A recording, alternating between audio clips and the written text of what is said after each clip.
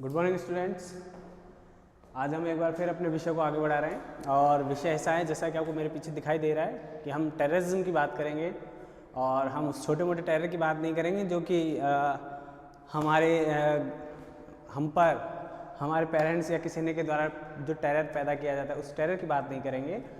वो लाड मिश्रित प्यार मिश्रित एक टेरर है। हम उस टेरर की बात करेंगे जिसने भारत को ऐसे गहरे जख्म दिए हैं जिनकी वजह से शायद हम किसी भी व्यक्ति पर बड़ी आसानी से भरोसा नहीं कर सकते, या कोई भी जो अनजान व्यक्ति हमारे देश में हमको दिखाई देता है, अनवांटेड अवांछित जो व्यक्ति अगर दिखाई देता है, अनजान कोई व्यक्ति अगर दिखाई देता है तो हमारा दिमाग उन पुरानी जो पिछली घटनाएं हैं उन घटनाओं की ओर चला जाता है और हमको सतर्क करता है कि हमें ध्यान रखना है कि ये व्यक्ति कौन है या ये क्या करने के लिए या किस उद्देश्य को लेकर ये हमारे आसपास दिखाई दे रहा है। इस तरह की जो घटनाएं हैं, चाहे वो अंतर्राष्ट्रीय स्तर का व्यक्ति हो, चाहे वो राष्ट्रीय स्तर का व्यक्ति हो, अनजान है, नहीं जाना जा रहा, संदेहास्पद है, डाउटेबल है, तो हम तुरंत उस पर हमारा जो माइंड है वो एक्टिव हो जाता है। वो बताता है कि आप इस व्यक्ति को ध्यान से देखें, इस पर नज़र रखें, इसकी गतिविधियों पर ध्यान रखें थोड़ा, क्योंकि ये जो समस्या हम पढ़ रहे हैं ये समस्या एक ऐसी समस्या है जिसने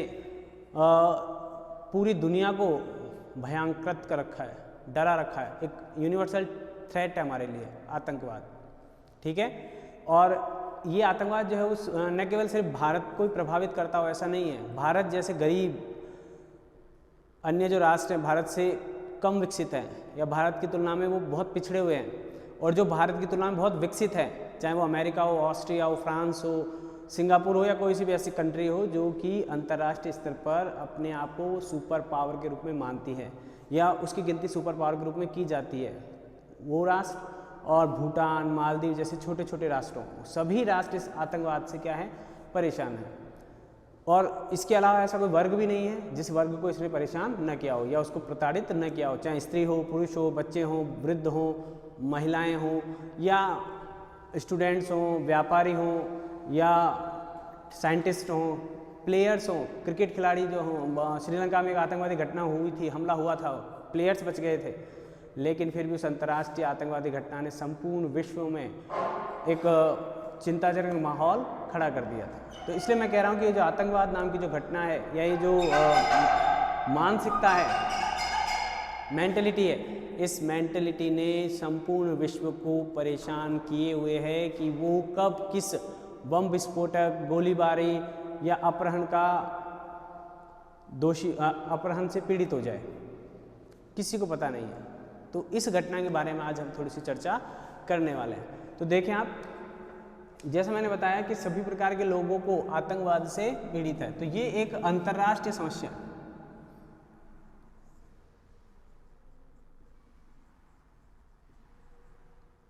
आतंकवाद इंटरनेशनल प्रॉब्लम है।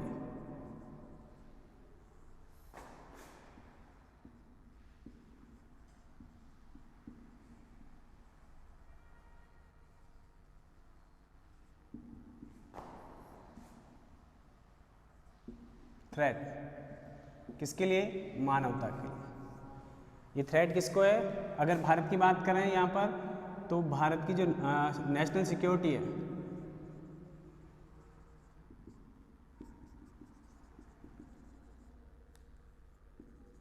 ठीक है, इस पर ये थ्रेट है। जो पीस, उसको ये थ्रेट है। Human rights, in human rights के लिए एक थ्रेट है, चाहे भारतीय स्तर की बात कर लें और चाहे अंतर्राष्ट्रीय स्तर की बात कर लें। तो ये ध्यान रखें आप कि हम एक एक कड़ी अगर जोड़ेंगे तो एक एक कड़ी अगर कहीं ना कहीं जोड़ी जाएगी तो सब आतंकवादी घटनाएं जितनी भी हो रही हैं उन आतंकवादी घटनाओं का या मैक्सिमम एक क्षेत्र विशेष के आतंकवादी घटनाओं का कहीं ना कहीं आपस में कोई ना कोई लिंक जरूर मिल जाएगा, ठीक है। मेरे कहने का मतलब ये है कि भारत में हुई है, चाहे पाकिस्तान में हो, चाहे चाइना में हो, चाहे मालदीव में हो, चाहे श्रीलंका में हो, चाहे कहीं और हो, तो एशिया में जितनी हो रही है तो उनका आपस में लिंक कहीं मिलेगा। अमेरिकन भूभाग में हो रही है तो वहाँ मिल जाएगा, यूरोपियन भूभाग में हो रही है तो उसका कहीं ना कहीं उन घटनाओं का जो कई राष्ट्रों में हो रही है उनका आपस में एक कोई ना कोई लिंक यहाँ पर मिल जाएगा।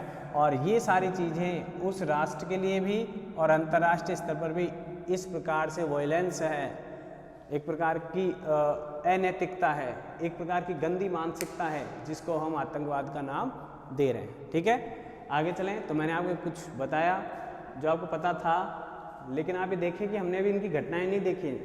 ये तभी पता लगता है जब किसी का सामना किसी आतंकवादी घटना से हो जाता है, जब किसी का अपना उस आतंकवादी घटना में खो जाता है, तब उसको एहसास होता है कि वास्तव में आतंकवादी घटना किस प्रकार से लाभदायक थी, हानिकारक थी, या मेरे उद्देश्यों को, जिन उद्देश्यों को लेकर मैंने इसे प्रारंभ किया था, उनको पा सकते हैं।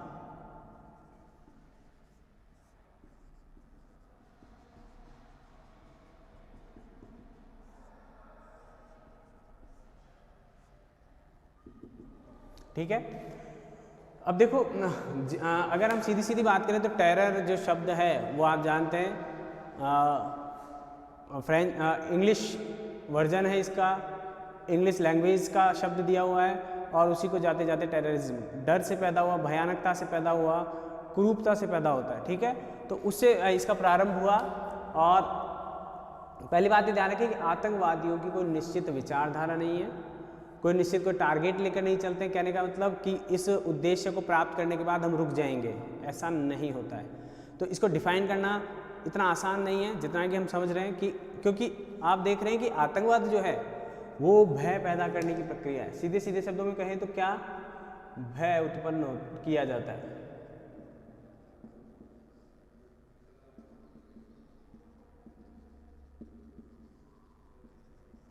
भय उत्पन्न करने की इल्लीगल प्रोसेस, अगर साधारण शब्दों में बात करें। अब ये भय किससे पैदा होगा? हिंसा से। ठीक है, हिंसा। अब हिंसा कैसे कैसे हो सकती है? आगजनी, सांप्रदायिकता भी कई बार आतंकवाद के कारण ही फैलती है। ठीक है, बम विस्फोट होते हैं, अपहरण, ये सब हिंसा के अलग अलग रूप हैं। तो ये जो भय उत्पन्न करने वाली जो हिंसा है, इसको साधारण शब्दों में हम क्या कह रहे हैं? आतंकवाद कह रहे हैं।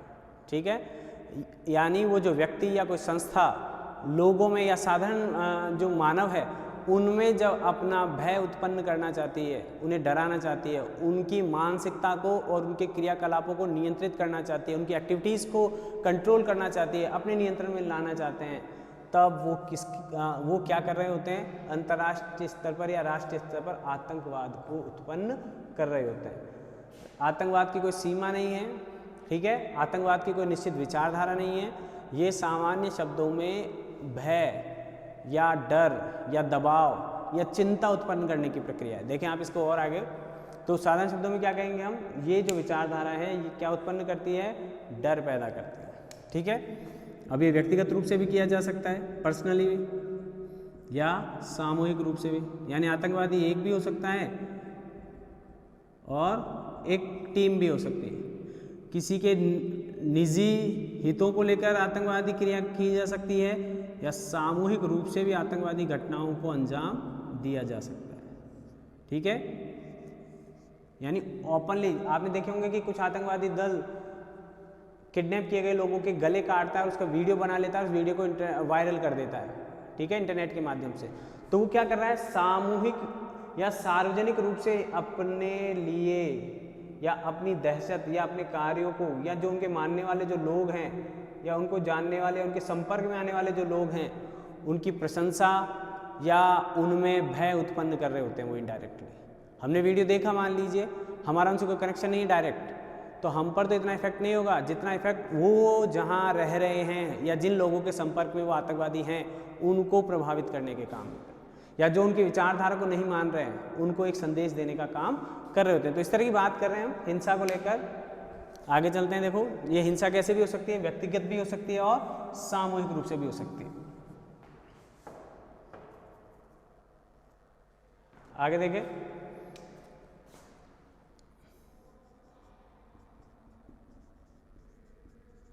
आतंकवाद एक ऐसा कृत्य है, आतंकवाद एक ऐसा आपराधिक कृत्य है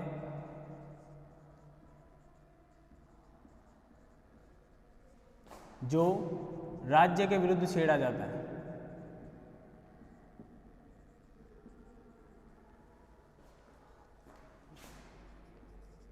जो व्यक्ति या व्यक्तियों के समूह को, व्यक्ति या व्यक्तियों के समूह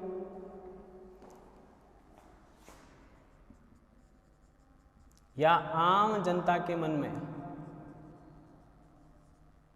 भय की लहर उत्पन्न कर दे।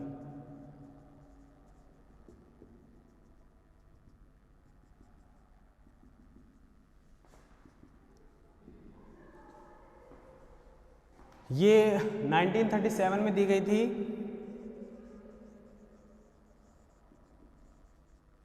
कन्वेंशन ऑन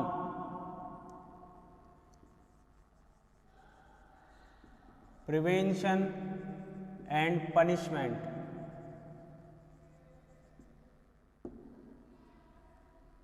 ठीक है। 1937 में ये आतंकवाद की डेफिनेशन दी गई है किसके द्वारा? Convention on prevention and punishment. ये राष्ट्र संघ के द्वारा दी गई है। राष्ट्र संघ जो चल रहा था उस समय, उसके द्वारा ये परिभाषा निर्धारित की गई है। अब देखो इसमें सीधी सी बात क्या है, किसके विरुद्ध छेड़ा गया है? राज्य के विरुद्ध, ठीक है। आपराधिक कृत्य, जैसे मैंने पहले भी कहा, अवैधानिक, कानूनी नहीं है, ठीक है। व्यक्तियों के समूह या आम जनता को, ज़्यादातर हम क्या देखते हैं, आम जनता को ही इन चीज़ों का सामना करना पड़ता है। क्या उत्पन्न किया जा रहा है? भय उत्पन्न किया जा रहा है। भय उत्पन्न करने का मैंने बताया आपको कारण, हवाई फायरिंग कर देते हैं AK-47 से, या नारेबाजी की जाती है, अपहरण कर लिया जाता है, रेप कर दिए जाते हैं, ठीक है, हत्याएं कर दी जाती हैं। डेथ तो क्या, हत्याएं, किलिंग। एक और है ग्रांट के द्वारा। ग्रांट भी इसी तरह की बात करते हैं। ग्रांट कहते हैं कि राजनीतिक आतंकवाद किसी व्यक्ति या व्यक्तियों के समूह के द्वारा, व्यक्ति या व्यक्ति के समूह द्वारा सत्ता के पक्ष अथवा विपक्ष में हिंसा या हिंसा प्रयोग करने की धमकी है। देखो आप इसको देख लें। दूसरी बात,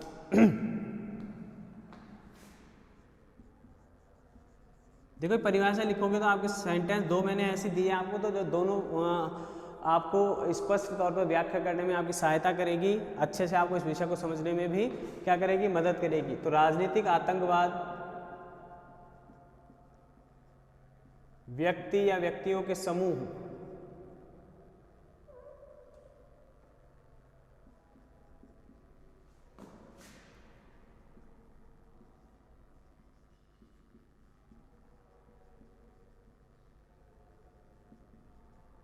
द्वारा हिंसा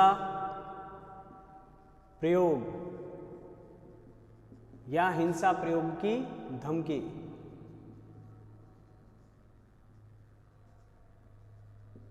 हिंसा या हिंसा प्रयोग की धमकी सत्ता के पक्ष या विरोध में,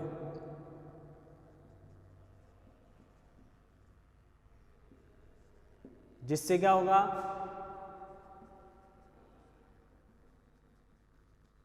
आम जनता में चिंता या भय की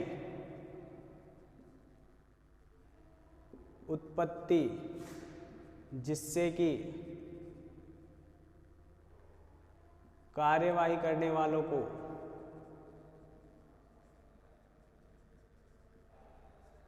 राजनीतिक मांगों की पूर्ति के लिए बाध्य किया जा सकता हो।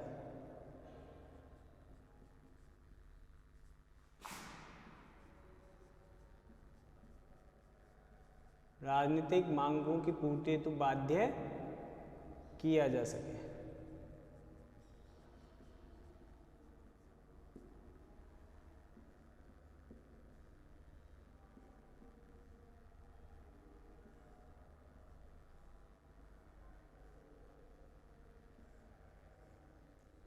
देखो मैं लिख दूंगा, आप उतार लेंगे, आपके दिमाग में नहीं जाएगी। कई लोगों की बात ये करेगी सर ने साफ नहीं लिखा सब, और साफ बोला है वो सुन लें आप ध्यान से, इसलिए मैं कह रहा हूँ, ठीक है। देखो दो परिभाषाएं आपके सामने हैं। पहली बात तो है कि आतंकवाद एक ऐसा आपराधिक कृत्य है, यहाँ पर राजनीतिक आतंकवाद की बात नहीं कर रहे, सामान्य आतंकवाद की बात कर रहे हैं, जो कि राज्य के विरुद्ध छेड़ा गया हो, राज्य के विरुद्ध छेड़ा गया है। ऐसा अपराधी करते जाए जो व्यक्ति या व्यक्तियों या आम जनता के मन में भय की लहर उत्पन्न कर दे। ठीक है, अब यहाँ पर तो किसका कनेक्शन हो रहा है, सीधा सीधा आतंकवाद का सामना कौन कर रहा है, आम जनता या व्यक्तियों का समूह, जो भी आप देखेंगे। यहाँ पर क्या है कि राजनीतिक जो आतंकवाद है, यानी राजनीतिक उद्देश्यों को लेकर प्रारंभ की गई कोई घटना या क्रिया।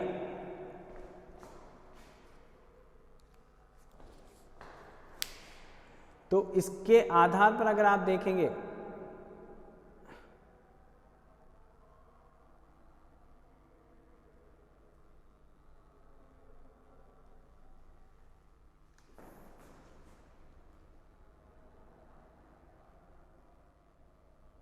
ठीक है, इसको देखें आप एक बार, तो दोनों परिभाषा आपके सामने। अब यहाँ पर कौन कर रहा है, राजनीतिक आतंकवाद व्यक्ति या व्यक्तियों के समूह द्वारा हिंसा प्रयोग या हिंसा प्रयोग की धमकी। देखो ये साधन भी आ गए इसमें, या तो हिंसा कर दी जाएगी या हिंसा प्रयोग की मात्र क्या दी जाएगी, धमकी दी जाएगी। सत्ता के पक्ष में भी हो सकता है ये, और सत्ता के विरोध में भी। ठीक है, जिससे कि ये जो आम जनता है वो आम जनता में चिंता या भय की उत्पत्ति हो। और आप जानते हैं कि जब जनता में भय उत्पन्न हो जाता है तो वह किसी भी प्रकार से या कैसे भी कर इन उद्देश्यों को, जो कि राजनीतिक उद्देश्यों को लेकर ये घटना की गई है, उन उद्देश्यों को पूरा करने का सरकार पर दबाव डालती है। देखो अगर मैं कहूँ कंधार विमान कांड, अब कंधार विमान कांड में हमारा एरोप्लेन किडनैप कर लिया था उन्होंने, आतंकवादियों ने। अब जितने यात्री थे उन यात्रियों के पक्ष में पूरे भारत में माहौल बना, या सरकार जो उस समय केंद्र सरकार थी, उस सरकार ने भी उन नागरिकों की जान बचाने के लिए आतंकवादियों को, जो उन्होंने मांगे थे, उन आतंकवादियों को छोड़ दिया। हिंसा नहीं करी, अपहरण किया, हिंसा करने की धमकी दे रहे हैं, उनको जान से मारने की धमकी दे रहे हैं। तो उस धमकी ने भी वही प्रभाव दिखाया जो कि हथियारों के माध्यम से वो जो प्रभाव स्थापित हो सकता था। हिंसा का प्रयोग नहीं किया, किडनैप किया, मतलब जो हिंसा वो करना चाहते थे, जितनी हिंसा वो करना चाहते थे उतनी मात्रा में नहीं कर पाए, क्योंकि उनकी मांगें मान ली गई। अगर उन्हें मार दिया गया होता, हिंसा कर दी गई होती पूरी तरह से, तो शायद उनकी वो मांग मानी ही नहीं जाती। और वो जिस उद्देश्य के लिए वहाँ आए थे, वो उद्देश्य ही यही था कि हम अपने साथियों को क्या कराएंगे, मुक्त कराएंगे। तो यहाँ पर कहने का मतलब इतना ही है कि कभी कभी हिंसा प्रयोग की जाती है और कभी कभी हिंसा प्रयोग की मात्र धमकी देकर अपने उद्देश्य को प्राप्त कर लिया जाता है। ठीक है, चाहे वो वैधानिक माध्यम हो, कानूनी हो, गैर कानूनी हो, नैतिकता से परे हो, या किसी भी तरह का कोई उनका उद्देश्य हो। आतंकवादियों का एकमात्र उद्देश्य वहाँ था अपने साथियों की मुक्ति। वहाँ वो भय उत्पन्न कर रहे थे उनको जान से मार देने का। ठीक है, और घटनाएं देखेंगे, ये तो मैंने आपको बताया है। ठीक है,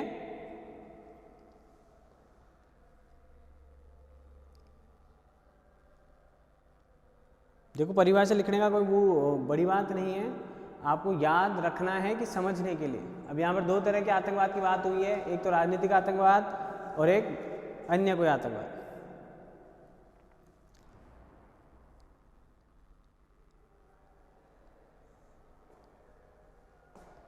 श्वार्ज़ेनबर्गर ने भी एक परिभाषा दी है। उसने कहा है कि अपने उद्देश्य को प्राप्त करने के लिए लोगों में भय उत्पन्न कर देने की प्रक्रिया भी आतंकवाद के अंतर्गत आती है, और ऐसा उद्देश्य जो कि गैर कानूनी हो। यानी अपने गैर कानूनी उद्देश्यों को प्राप्त करने के लिए लोगों में भय उत्पन्न कर देना भी आतंकवाद के अंतर्गत आता है, या उसको हम आतंकवाद कह सकते हैं। ठीक है, आगे चलते हैं। अब ये दो परिभाषाएं हैं, इनको ध्यान से देखें, समझें, विश्लेषण करें, और फिर देखें कि क्या आतंकवादी सिर्फ भय उत्पन्न करते हैं या उनके कोई राजनीतिक स्वार्थ भी हो सकते हैं।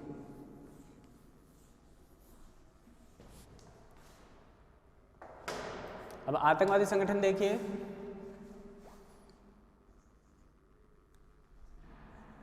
हिजबुल मुजाहिदीन,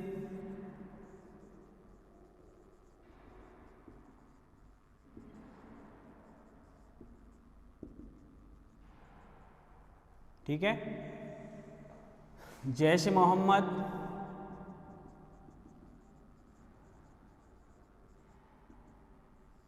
ये मैंने आपको बताया, JNK के, बब्बर खालसा,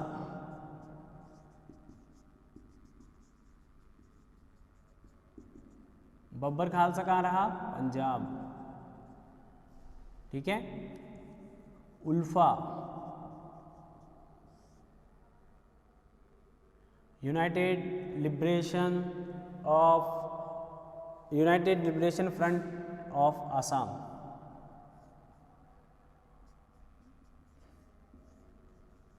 कई बार इनकी फुल फॉर्म आपको ध्यान पूछ ली जाए।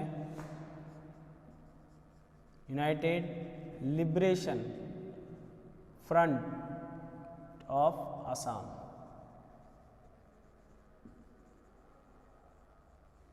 ठीक है। Simi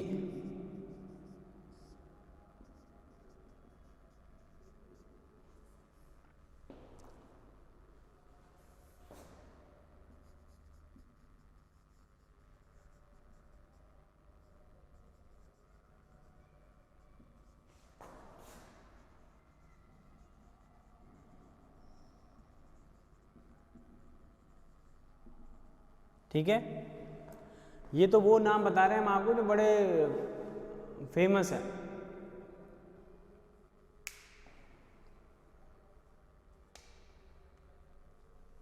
Jammu Kashmir liberation front, national liberation front of Bodoland.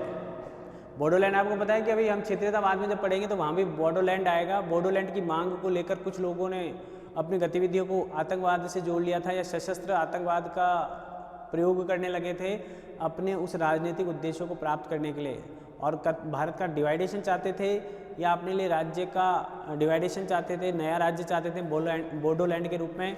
Babbar Khalsa को आप जानते हैं, खालिस्तान की मांग करते हैं।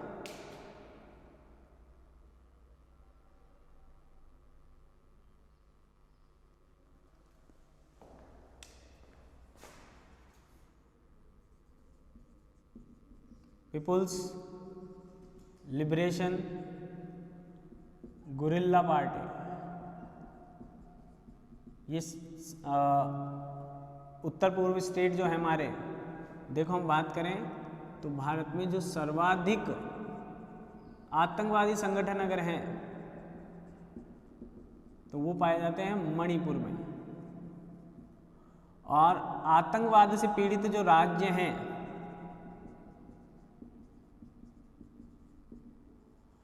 आतंकवाद से पीड़ित जो राज्य हैं, उन राज्यों में सर्वाधिक जो नाम आते हैं वो ये आते हैं।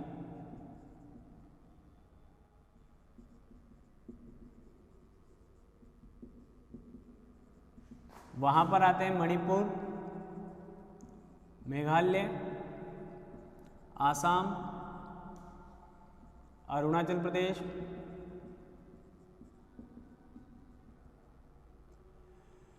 ये कुछ भी नहीं है, ये डिवाइडेशन चाहते हैं, ये अलग होना चाहते हैं, अलग स्टेट की स्थापना करना चाहते हैं। इस वजह से ऐसे संगठनों के माध्यम से ये काम किया जाता है।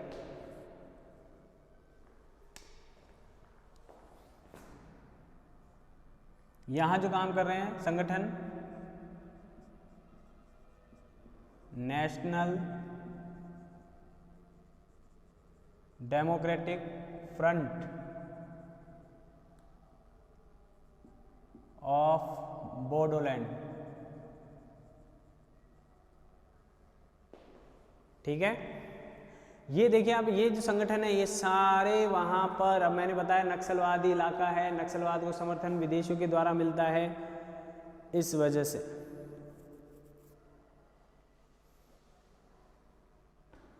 तो ये एरिया इसलिए हमारे लिए नुकसानदायक रहता है। मणिपुर पीपुल्स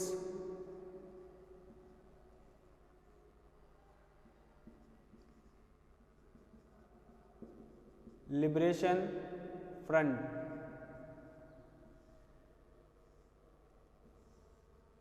तो इस तरह ये सारे संगठन हैं जो नेशनल स्तर पर आतंकवादी घटनाओं को अंजाम देते हैं या अंतर्राष्ट्रीय आतंकवादी संगठनों के साथ अपने संपर्क स्थापित करते हैं, और संपर्क स्थापित करने के बाद उन्हें आवश्यक सुविधाएं भारत में उपलब्ध करवाते हैं।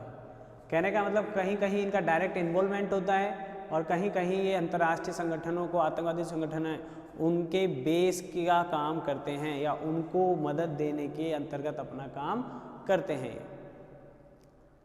ठीक है, तो ध्यान रखें सर्वाधिक संगठन कहाँ है? मणिपुर में। आतंकवाद से पीड़ित राज्य जो हैं वो जम्मू कश्मीर, पंजाब, उत्तर पूर्वी जो राज्य हैं वो भी हैं। इसका मतलब ये नहीं है कि भारत के अन्य राज्य सुरक्षित हैं। राजस्थान में भी होती हैं आतंकवादी घटनाएं, दिल्ली में हो जाती हैं, गुजरात में हो जाती है। अक्षरधाम जो मंदिर है भी जब घटनाएं देखेंगे आप तो वहां आपको दिखाई देंगी।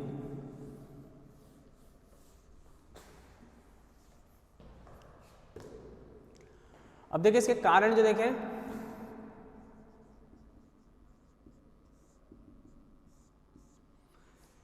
कारण जो है उन कारणों में अगर हम बात करते हैं तो देखो मैंने वापस कहा कि सबसे ज़्यादा जो इन्वॉल्वमेंट इन समस्याओं में, वो सबसे ज़्यादा इन्वॉल्वमेंट जो किसका है? भारतीय युवाओं का। यानी युवा जो आक्रोश है, उस आक्रोश को जब आप संतुलित नहीं कर पाती है सरकार या प्रशासन या समाज या वो व्यक्ति खुद, तब वो आक्रोश जो है वो बदल जाता है, धीरे धीरे धीरे धीरे धीरे करते करते आतंकवाद में जुड़ जाता है वो व्यक्ति। तो आक्रोश जो है और उत्साह जो है, उस उत्साह को संतुलित करना भी बहुत ज़रूरी चीज़ है। इसलिए नहीं कि हम आतंकवाद को रोक रहे हैं, वो सभी जगह चाहिए हमको। तो हम देखें पहले जो इनकी मानसिकता आती है, फर्स्ट जो इनकी मानसिकता है वो है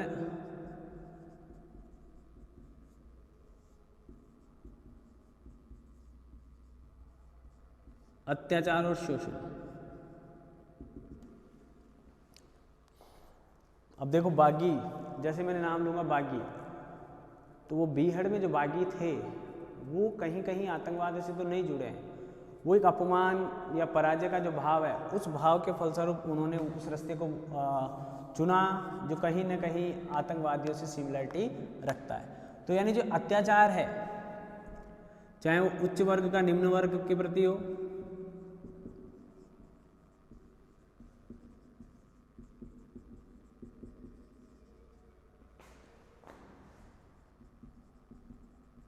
ठीक है, चाहे वो शारीरिक, मानसिक या आर्थिक शोषण हो,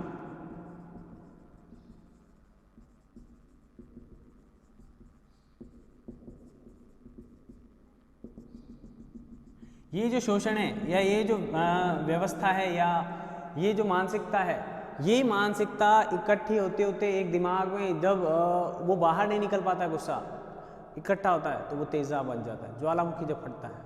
इस तरह की मानसिकता को फ़ायदा उठाते हैं फिर जो टेररिस्ट हैं, रियल में जो टेररिस्ट हैं या जिन्होंने टेररिस्ट एक्टिविटीज़ में जिनको मज़ा आता है, इंटरेस्ट आता है, या वो टेररिस्ट एक्टिविटीज़ के लिए जिन्होंने अब ये जन्म लिया है, समझ लीजिए, ऐसे लोगों के संपर्क में जब ऐसा वर्ग आता है, ये वर्ग तुरंत हथियार उठाने के लिए तैयार हो जाता है। वो तब वहाँ पर ये नहीं देखता कि राष्ट्र है, समाज है, परिवार है या कुछ भी है, ऐसी मानसिकता वहाँ पर काम नहीं देती है। ठीक है, तो ये जो अत्याचार है मैंने बता दिया शॉर्ट में ही, शारीरिक, मानसिक, आर्थिक या राजनीतिक किसी भी तरह का ये जो अत्याचार है, इस अत्याचार या शोषण ने आतंकवाद को बढ़ावा देने में सहायक की भूमिका निभाई है। ठीक है, अगर हम बात करते हैं तो आप देखो, अगर अंतर्राष्ट्रीय स्तर पे बात करते हैं, फिलिस्तीन और इजराइल को ऐसा लगता है, फिलिस्तीन को ऐसा लगता है या इजराइल को ऐसा लगता है, भारत को ऐसा लगता है या पाकिस्तान को ऐसा लगता है कि हमारा जो शोषण है, हमारी जो ज़मीनें हैं या हमारा जो विभाजन हुआ था, वो विभाजन उचित आधारों पर नहीं किया गया, या भारत ने हमसे बांग्लादेश को अलग कर दिया, या हमारी मानसिकता नहीं मिलती है, विचारधाराएं नहीं मिलती हैं, तो उन्होंने अंतर्राष्ट्रीय स्तर पर अपने आप को शोषित बताया।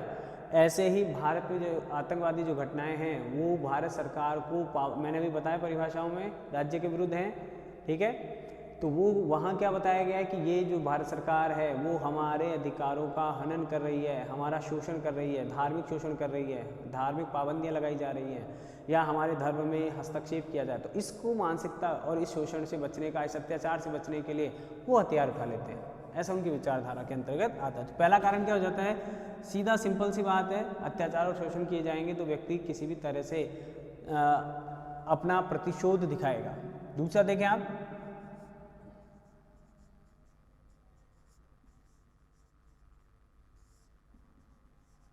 अब इस असंतुलित विकास को अगर हम जोड़ें तो यहाँ पर हम आर्थिक विकास भी कर सकते थे। ठीक है, अब देखो आतंकवादी घटनाएं ज़्यादा कहाँ हो रही हैं, स्थानीय युवाओं के द्वारा। अगर हम बात करेंगे तो बॉम्बे में हो रही हैं वैसे तो, लेकिन बाहरी तत्वों के द्वारा। लेकिन आतंकवादी घटनाओं में जहाँ सबसे ज़्यादा लोग इन्वॉल्व हो रहे हैं वो जो हमारे स्थानीय युवाओं की अगर बात करें तो देखो आप उत्तर पूर्वी एरिया है, उत्तर पूर्वी एरिया का विकास कम हुआ है अन्य भारत की तुलना में, भारत के भौगोलिक क्षेत्रों की तुलना में इस क्षेत्र का विकास कम रहा। तो और इसी कारण इन्होंने विभाजन की मांग उठाई। पहली बात कि हम अलग हो जाएंगे तो हम अपने राष्ट्र का, अपने देश का विकास करने की नीति खुद बना सकेंगे और उस डेवलपमेंट को लागू भी कर सकेंगे। तो अगर हम पहले से डेवलप होते या ये एरिया पहले से डेवलप होता, अब तो बहुत ध्यान दिया जा रहा है, बहुत सारी सुविधाएं वहाँ पहुँचाई जा रही हैं नई जो सरकार है उसके द्वारा, ठीक है, तो वहाँ पर धीरे धीरे विकास पहुँच रहा है, तो उनकी मानसिकता भी राष्ट्र के साथ जुड़ने की रही है। आप देखेंगे तो बहुत सारे परिवर्तन आ गए पहले की तुलना में, इस क्षेत्र में जाना थोड़ा आसान हो गया। तो ये जो असंतुलित जो विकास है, इस असंतुलित विकास ने भी आतंकवाद को बढ़ाने में और या आतंकवाद में स्थानीय लोगों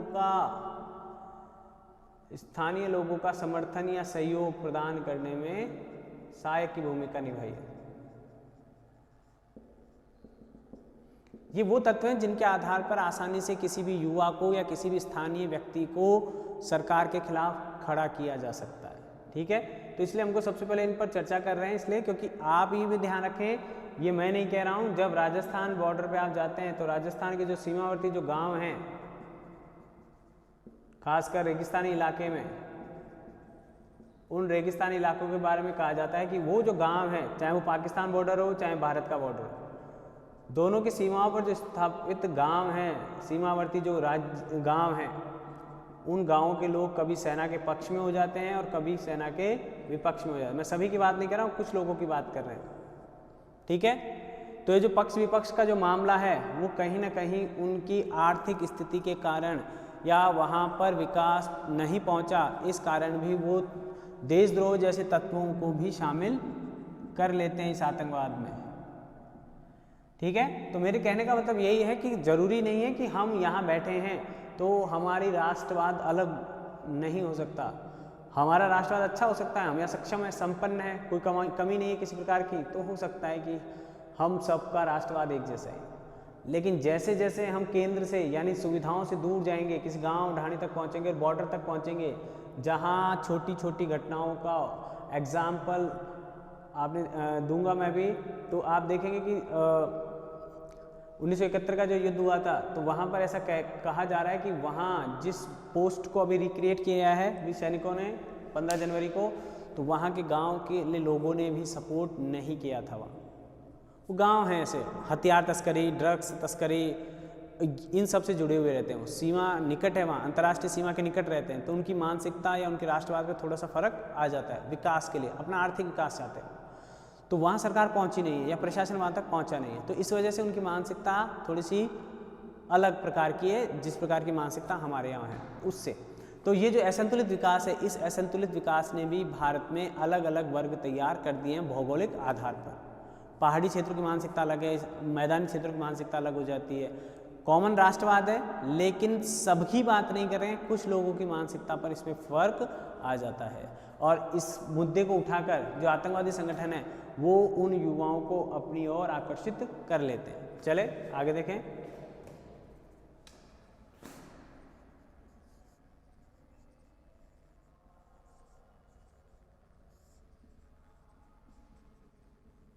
राजनीति का अपराधीकरण।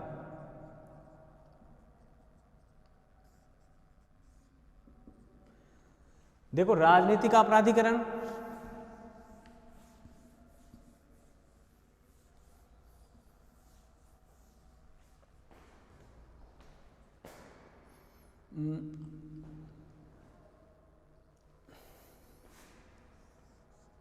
अभी मैंने बताया कि जम्मू कश्मीर सर्वाधिक आतंकवादी प्रभावित राज्यों में है।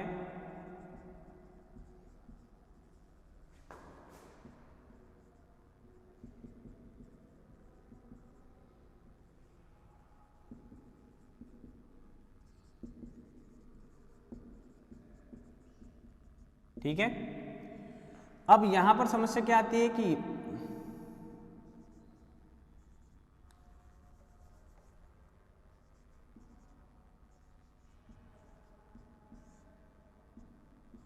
महबूबा मुफ्ती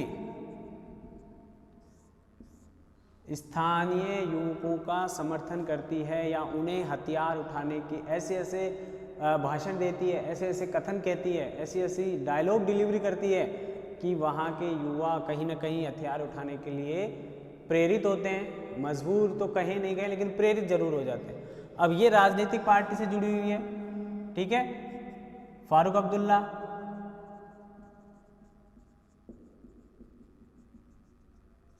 ठीक है। साउथ में चले जाइए आप,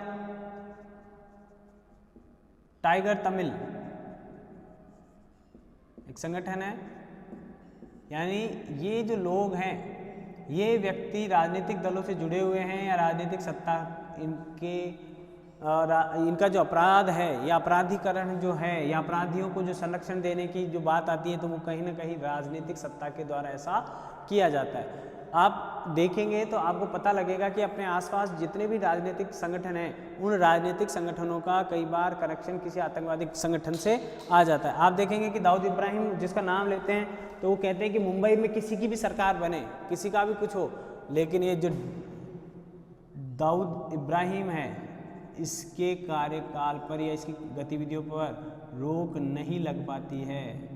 कहीं भी इसको रोकने वाला कोई नहीं होता है। कहने का तो इसका जो कार्य जो व्यापार चल रहा है वो व्यापार चलाता है और बिना किसी डर झिझक के, और यहाँ से बहुत पैसा कमाता है। क्यों वो ऐसा क्यों कर पाता है? क्योंकि ये जो राजनीतिज्ञ हैं जो इस चीज़ को रोक सकते हैं, वो कहीं ना कहीं इससे जुड़े हुए हैं। इनडायरेक्टली डायरेक्टली इनका कनेक्शन किसके साथ जुड़ा हुआ है? दाऊद इब्राहिम के साथ। और राजनीति में भी अपराधी तत्व या अपराधी प्रवृत्ति के जो व्यक्ति हैं, वो भी चुनाव लड़ने और चुनाव जीतने में खास भूमिका निभाते हैं। डायरेक्ट कनेक्शन है, एक तो डायरेक्ट कोई व्यक्ति खुद चुनाव लड़ ले अपराधी, तो वो जब राजनीति में आएगा तो वो अपराधियों से अपने आप को किस प्रकार सुरक्षित रखेगा या अपराधियों से अपने कनेक्शन एकदम से समाप्त कर देगा, ऐसा नहीं कहा जा सकता पहली बार।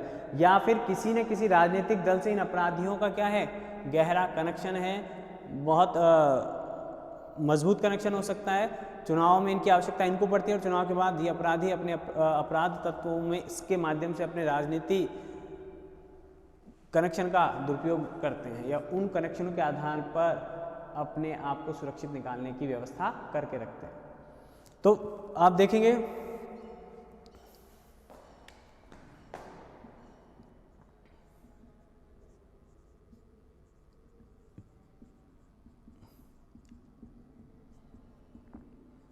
एक व्यक्ति आए थे जिन्होंने अब जेल काट ली। उनके पिता थे राजनीतिज्ञ थे। उन राजनीतिक पिता ने अपने बेटे की, या मैं ऐसे कह दूं एक्स वाई मान लेते हैं आप, फिर मान लीजिए कोई मानहानि का केस कर दे, तो एक्स इससे संबंध है, उसमें आतंकवादी घटनाएं, खुद इन्वॉल्व नहीं डायरेक्ट, लेकिन इनके पिताजी राजनीतिक व्यक्ति थे। इन्होंने अपने बेटे के पक्ष में कई जगह प्रयास किए, कई जगह कोशिशें की, तब जा अगर ये बेटे इनके राजनीतिक मुद्दों से नहीं जुड़े होते या किसी अन्य से, तो शायद इतना आसान नहीं होता उस व्यक्ति के लिए उस प्रकार के कार्य को करना जिस प्रकार का कार्य ये कर पाया था। तो मेरे कहने का मतलब सिर्फ इतना है कि राजनीति और अपराधीकरण ये दोनों आधुनिक समय में पैरेलल चल रहे हैं, और ये जो समानांतर चलने की जो प्रवृत्ति है इन दोनों की, वो कहीं ना कहीं आतंकवाद को बढ़ावा दे रही है। स्थानीय अपराधी होते हैं, राजनीति है, लेकिन वो स्थानीय अपराधी राजनीतिकरण होने के कारण या राजनीतिक कनेक्शन होने के कारण वो कहीं ना कहीं अंतर्राष्ट्रीय स्तर के अपराधियों से, माफियाओं से, ड्रग्स तस्करों से, इन सब लोगों से जुड़ जाता है और जुड़ने के बाद वो उनके सहयोगी के रूप में अपना काम करता है। इतना मेरा बताने का मतलब, क्योंकि ये ऐसी घटनाएं हैं जो बिना अगर आप देखेंगे कि मैं बब्बर खालसा संगठन की बात कर लूं,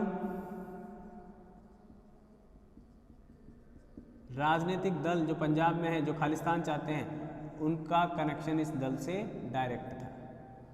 ठीक है, अमृतसर मंदिर में पहुंच गए थे आतंकवादी, तो उन आतंकवादियों को मंदिर में प्रवेश दिया किसने, या मंदिर में उनको संरक्षण दे कौन रहा था? ठीक है, अमृतसर जो मंदिर है, जो ऑपरेशन ब्लू चला था,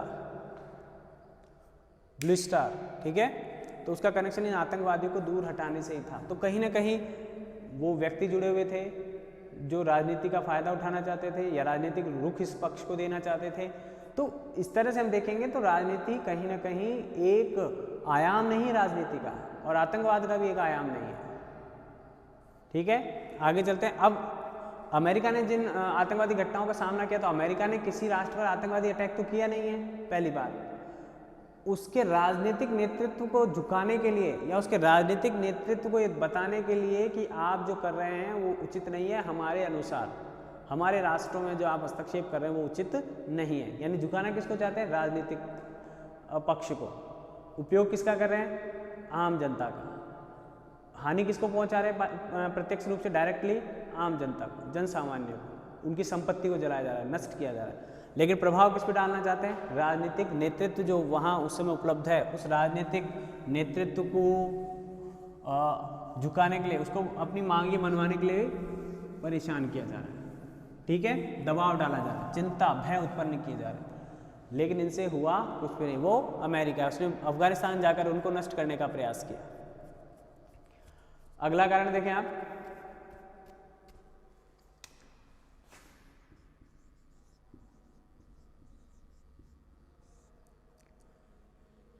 विदेशी ताकतों के द्वारा प्रेरित या हस्तक्षेप से प्रेरित। अब यहां पर विदेशी जो ताकतें हैं, CIA, ISI, ठीक है, चीनी हस्तक्षेप, CIA अमेरिका की एजेंसी है। ये जो अंतर्राष्ट्रीय संगठन या संस्थाएं हैं वो भी कहीं ना कहीं किसी राष्ट्र में, हम नहीं कहते भारत की बात करें, ये संस्थाएं ये तो भारत के लिए काम करती है, ऐसा मान लीजिए। ठीक है, भारत के एंटी में काम करती है, पाकिस्तान की इंटेलिजेंस ब्यूरो है। तो ये क्या करते हैं? ये भारत में उन तत्वों की, उन कमज़ोर तत्वों की खोज करते हैं जो कि अपने किस आधारों पर, धार्मिक, आर्थिक या राजनीतिक उद्देश्यों को प्राप्त करने के लिए, और भी हो सकते हैं, मैंने कहा कोई फिक्स नहीं है इनका क्राइटेरिया, इनकी मानसिकता।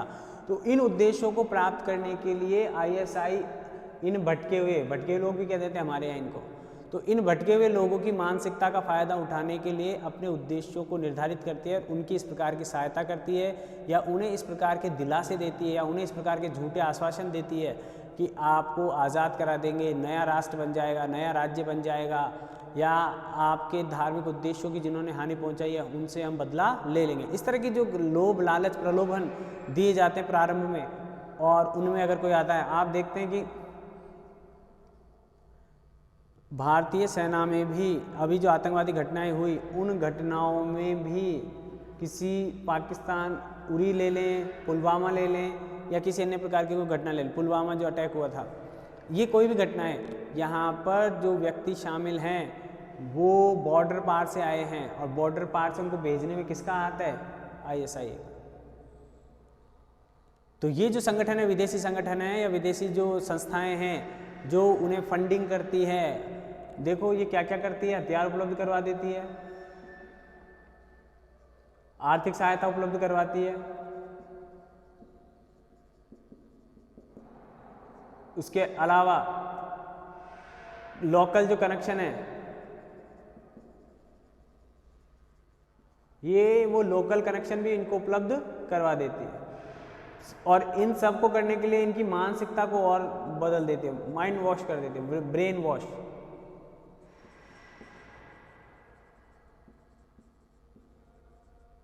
तो ये आप ध्यान रखें कि अब ये व्यक्ति जो हो जाता है, आप ये देखिए इस तरह का काम करते हैं कि व्यक्ति खुद को मार देता है, मानव बम बन जाते हैं, मानव बम बनकर दूसरों को नुकसान। उनको पता है कि मैं खुद भी मरने वाला हूँ, लेकिन वो जो मानसिकता में परिवर्तन है कई इन तथ्यों को लेकर, उसके कारण वो व्यक्ति खुद के साथ साथ कई लोगों को और लेकर मरता है। तो इस तरह की ये घटनाएं हैं।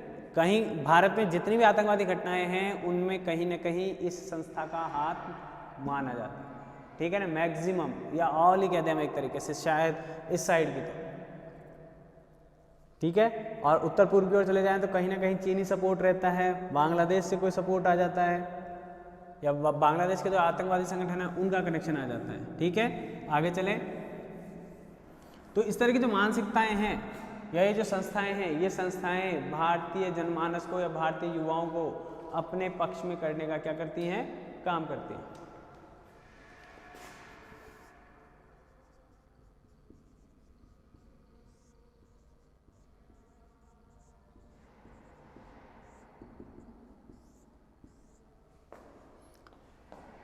जब व्यक्ति अपनी आकांक्षाओं को पूरा नहीं कर पाता,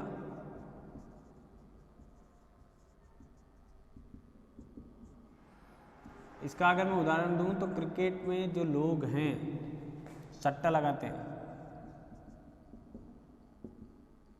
एक मूवी बनी है जिसमें एक क्रिकेटर को किडनैप कर लिया जाता है और उस किडनैपर को छुड़वाने के लिए या उस क्रिकेटर का बचाव करने के लिए टीम भेजी जाती है, और वो क्रिकेटर जो है वो बहुत अच्छा प्लेयर है, वो देश के खिलाफ कुछ काम नहीं करना चाहता, लेकिन आतंकवादियों को उसके द्वारा क्या कर लिया जाता है, किडनैप कर लिया जाता है। तो वहाँ वो जो ये तत्व है,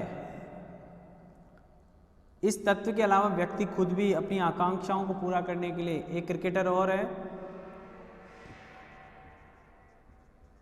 जो इस कार्य में फंसे थे,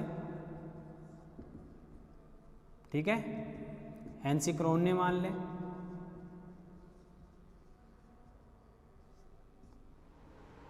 अब मैंने जैसे आपको बताया कि आतंकवाद की कोई निश्चित विचारधारा नहीं है, तो वो इन कामों के माध्यम से भी अपनी आतंकवादी गतिविधियों को क्या करते हैं, बढ़ावा देते हैं। अब ये क्यों करता है व्यक्ति, इस काम में क्यों फंस रहा है, क्योंकि वो क्या है, हताश है, कुंठित है, या वो अपनी आकांक्षाओं को पूरा नहीं कर पा रहा है, या वो जो जिम्मेदारियां थी उन जिम्मेदारियों का निर्वहन नहीं कर पा रहा है, और उसमें वो जो कुंठा भर गई है या वो जो हताशा भर गई है, निराशा भर गई है, वो निराशा भी उसे कहीं ना कहीं पूरी सामाजिक व्यवस्था को बदल दूंगा, मैं सबको नष्ट कर दूंगा, जिसने मेरे साथ ऐसा किया वैसा किया,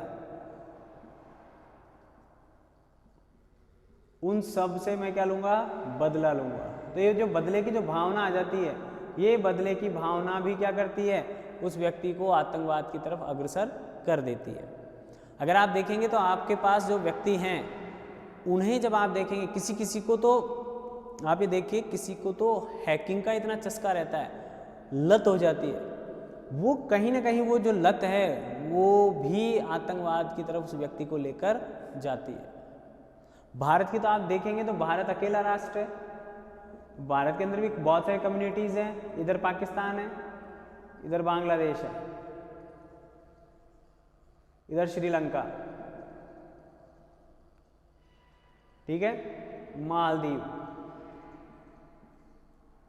नेपाल,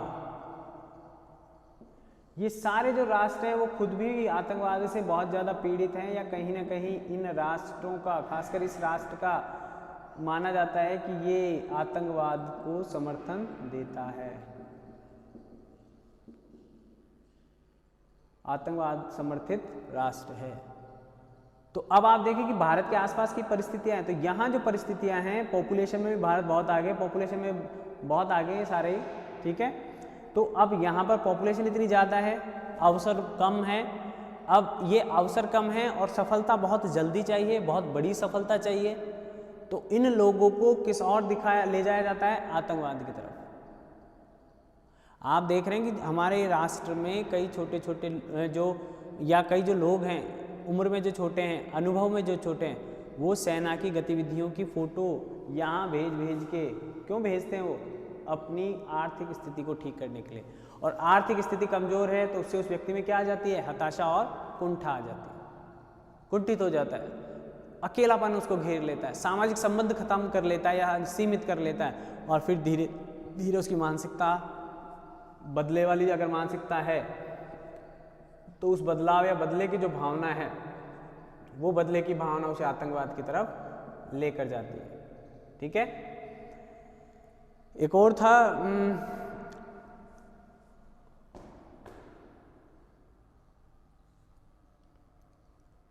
देखें आप इसको भी।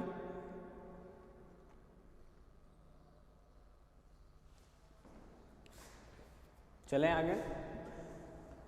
देखो मैं आपको एक्सप्लेन कर रहा हूँ, नोट्स आप तैयार कर रहे हैं, लिख रहे हैं, लिखते चलें और इम्प्रूवमेंट कर लें। सबसे अच्छी बात है कि भारत में 2016 के बाद लगभग अभी ऐसी कोई बड़ी इतनी हुई नहीं है। देखें आप,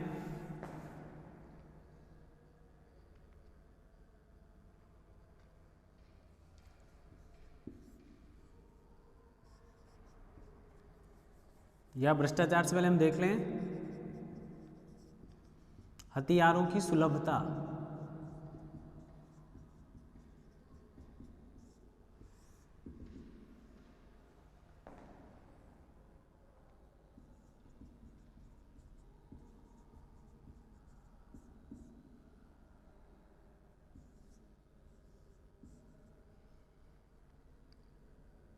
ये जो मूल हथियार हैं, ये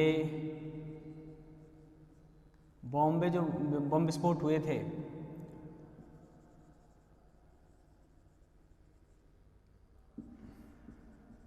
ठीक है, उनमें AK-47 की जो राइफल्स थी उसके आरोप में एक फिल्म स्टार को पकड़ा गया था। उसके बाद बरामद हुई थी या उसने जो भी काम किए थे। ये मूल रूप से आतंकवादियों के प्रिय हथियार हैं। भारत में आप यूपी चले जाइए, यूपी में आपको घर घर में हथियार मिल जाएंगे। लगभग सर्वाधिक अगर हथियार मिलेंगे तो वो आपको कहाँ मिलेंगे? यूपी में मिलेंगे। तो इसका मतलब यूपी में जितना आसान है हथियारों का कलेक्शन, हथियारों की उपलब्धता, वो भी कहीं ना कहीं अन्य राष्ट्रों की तुलना, अन्य राज्यों की तुलना में वहाँ पर आतंकवादी घटनाओं को या हिंसक घटनाओं को बढ़ावा देने का या बढ़ावा देने में महत्वपूर्ण सहायक परिस्थिति का निर्माण करती है। आप देख रहे हैं कि अभी अमेरिका में जब से वहाँ का जो संसद भवन है, राष्ट्रपति भवन है, वहाँ पर जिस तरह से अटैक हुआ है, उसके बाद अमेरिका में हथियारों की खरीद में बहुत ज़्यादा वृद्धि देखी गई है। बहुत बड़ी, यानी अमेरिका में भी स्कूल तक में बच्चे हथियार लेकर जा सकते हैं। तो चलिए, वहाँ की कंडीशन अलग है, वहाँ आसपास पड़ोसी राष्ट्र से नहीं है, या वहाँ आतंकवादी घटनाएं इतनी बड़ी संख्या में नहीं होती हैं, ठीक है। लेकिन भारत जैसे राष्ट्र में अगर हथियारों की सुलभता आसान हो जाएगी तो शायद कोई भी बाहरी जो आतंकवादी है, उस आतंकवादी को प्रवेश मात्र करने की ज़रूरत है। उसके बाद वो भारत से ही या भारत में जो उपलब्ध जो हथियार हैं या उन हथियारों के माध्यम से किसी भी बड़ी गतिविधि को अंजाम दे सकते हैं या देते हैं, कहने का मतलब, ठीक है। तो यहाँ पर जो भी आतंकवादी घटनाएं हो रही हैं उसमें दो हमको पक्ष देखने पड़ रहे हैं। एक तो ये कि भारतीय नागरिकों के द्वारा या भारत में रहने वाले या भारत में घुसपैठ करने के बाद जो आतंकवादी यहाँ स्थानीय रूप से रहकर आतंकवादी घटनाओं को अंजाम दे रहे हैं, पहली बात। दूसरी बात ये कि बाहर से कोई आतंकवादी आ रहा है, आतंकवादी घटनाओं को अंजाम दे रहा है और खुद का बलिदान कर रहा है, खुद को एक तरह से मृत्यु दे रहा है, सुसाइड कर रहा है, एक तरीके से सुसाइड बॉम्बर है वो, ठीक है। तो दोनों परिस्थितियां भारत में बहुत बड़े आधार पर काम कर रही हैं। अभी जैसे हम घटनाएं देखेंगे तो आप उनमें देखेंगे बाहरी तत्व तो ही हैं, स्थानीय तत्वों का भी उतना ही योगदान रहा है। और वो स्थानीय तत्व क्यों योगदान दे पाते हैं? क्योंकि भारत में कई गैर कानूनी जो हथियार हैं वो भी उपलब्ध होना बड़ा सरल हो गया। थोड़ा सा तमंचा, कट्टा, ये वो छोटे मोटे हथियार, उसके अलावा AK-47 जैसी मशीन गन्स भी उपलब्ध होती हैं, छापेमारी में निकल कर आती हैं। सीमावर्ती जो राज्य हैं वहाँ पर तो बड़ी मात्रा में हथियार, जम्मू कश्मीर में तो जब भी छापा कहीं डलेगा तो विदेशी हथियार, AK-47 मैगजीन सब उपलब्ध होंगी पकड़े जाने पर। जो पुलवामा में जो अटैक हुआ था उसका जो विस्फोटक सामग्री थी वो बहुत बड़ी मात्रा में थी और वो आई कहाँ से, ये जांच का विषय रहा है जांच एजेंसियों के द्वारा। तो कहीं ना कहीं स्थानीय इन्वॉल्वमेंट था, या स्थानीय इन्वॉल्वमेंट होने के बाद जो जांच थी उसमें कहीं ना कहीं ढिलाई रह गई थी, यानी वो जो विस्फोटक था वो बड़ी आसानी से क्या हो गया, उपलब्ध हो गया उन्हें, या लाए थे तो उसको पकड़ा नहीं जा सका। तो इस तरह की जो ढिलाई है उसने भी कहीं ना कहीं आतंकवाद को बढ़ावा देने का काम किया है पूर्ववर्ती में। अब तो 2016 के बाद से 2021 चल रहा है आज, ठीक है। तो इस दौरान जो कार्य किए गए हैं उन कार्यों में उस व्यक्ति को इस प्रकार से दंडित किया गया है, इस प्रकार से नियंत्रित किया गया है कि अभी आप देखेंगे तो सिर्फ जो सीमावर्ती बॉर्डर्स हैं वहाँ पर आतंकवादी घटनाएं हुई। उसके बाद जो जैसे गुजरात हो जाती थी, यूपी, एमपी, ये जो आंतरिक जो राज्य थे उन राज्यों में होने वाली आतंकवादी घटनाओं पर एक तरह से पूरी तरह से क्या लग गया, ये लगाम लग गई है। ठीक है, तो हम ये बात करें कि यूपी के अलावा हथियारों का जो जखीरा है या जो भी आप समझते हैं वो उपलब्ध होना इतना आसान नहीं था। अब तो धीरे धीरे सभी स्टेट में कानून थोड़े कठोर होते जा रहे हैं। अभी सरकार ने, देखो आप देखिए बहुत अच्छी बात है, अभी सरकार ने कहा है कि जिसके पास 2 से ज़्यादा लाइसेंसी हथियार हैं वो उनको क्या कर दे, जमा कर दे। यानी 2 से ज़्यादा हथियार, कई लोगों के पास 3-3, 4-4, 5-5 रख लेते हैं। ऑल ओवर इंडिया में ये चीज़ व्यवस्था लागू होने वाली है, हो रही है धीरे धीरे। तो वहाँ पर क्या होंगे कि 2 से ज़्यादा अगर किसी के पास हथियार हैं तो उनको क्या कर दिया जाए, जमा करा दिया जाए वापस। वो तो एक उपाय हो गया, लेकिन वो कारण क्या हुआ कि ये उन हथियारों से इस प्रकार की जो हिंसात्मक या भय उत्पन्न करने वाली जो घटनाएं हुई हैं उन घटनाओं को नियंत्रित करने का क्या किया गया है, प्रयास किया गया है। एक और देखें फिर, भ्रष्टाचार। अब भ्रष्टाचार यहाँ नहीं है कि किसी के साथ भ्रष्टाचार कर दिया और वो आतंकवादी हो गया। भ्रष्टाचार यहाँ ये है कि एक तो वो आतंकवादी प्रवेश कर जाते हैं, तो कहीं ना कहीं किस प्रकार से वो प्रवेश कर जाते हैं। ठीक है, जैसे मैंने बताया सीमावर्ती राज्यों और सीमावर्ती गांव हैं, उन राज्यों के उन गांवों में कहीं ना कहीं किसी न किसी प्रकार की भ्रष्टाचारी गतिविधियां हैं या सरकार के माध्यम से इतना प्रभावी प्रशासन वहां पर नहीं किया जा रहा है। दूसरी बात, सरकारी हथियारों में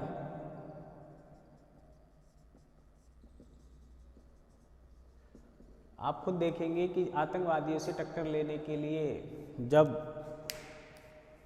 कसाब से मुकाबला हो रहा था तो उन कसाब के पास क्या थी, मैंने अभी बताया AK-47, 56 जो भी थी, इनसे नीचे कम नहीं थे। और हिंदुस्तानी के पास शायद 303 या कोई राइफल होगी छोटी मोटी, मतलब उसके बराबर के हथियार नहीं थे हमारे पास। तो कहीं ना कहीं ये जो हमारा भ्रष्टाचार है या हम खरीद में पीछे रह जाते हैं, जो हमें आधुनिक हथियार मिलने चाहिए आतंकवादियों से मुकाबला करने के लिए, वो हथियार हमें उपलब्ध नहीं हो पाते हैं और उन अपराधियों का हौसला बुलंद रहता है, उन आतंकवादियों का हौसला बुलंद रहता है कि हम उनको बड़ी आसानी से हरा देंगे या हम उनका बड़ी आसानी से सामना कर लेंगे। ऐसी मानसिकता लेकर आते हैं। तो मैं कह रहा हूँ कि एक तो आतंकवादी भारत में प्रवेश करते हैं, वहाँ भी किसी न किसी तरह का भ्रष्टाचार है, या भारतीय सुरक्षा कर्मियों को, पुलिस को या किसी अन्य सुरक्षा जो व्यवस्था है उसके जो कैंडिडेट्स हैं या उसके जो सिपाही हैं या जो भी हैं, उनके पास भी हथियार उनकी क्षमता के बराबर नहीं होते अपराधियों की क्षमता के बराबर। यानी अपराधियों की क्षमता या अपराधियों की हथियारों की जो क्षमता है वो भारतीय सुरक्षा बल की तुलना में वहाँ कमज़ोर पाई जाती है। पुलिस के हथियार देख लीजिए आप और अपराधियों के हथियार देख लीजिए आप, ठीक है, तो वो कहीं ना कहीं पीछे है तकनीक में। तो वो क्यों? क्योंकि वो लोग खरीदने वो कहाँ से खरीदें, उनको उपलब्ध नहीं हो पाते। तो वो उपलब्ध क्यों नहीं हो पा रहे? तो उस अनुपलब्धता ने अपराधियों के हौसले बुलंद किए हैं और जो सुरक्षाकर्मी हैं उनके हौसलों पर कहीं ना कहीं नकारात्मक प्रभाव डालने का काम किया है। इससे भी वो आतंकवादियों का सामना अच्छे प्रकार से नहीं कर पाते या आतंकवादी कहीं ना कहीं उनसे इस मामले में आगे निकल जाते हैं। ठीक है, तो ये कुछ ऐसे कारण हैं जिन कारणों की वजह से भारत में जो आतंकवाद है वो बढ़ता जा रहा है। और आप देखें और भी हो सकते हैं, धार्मिक उन्माद,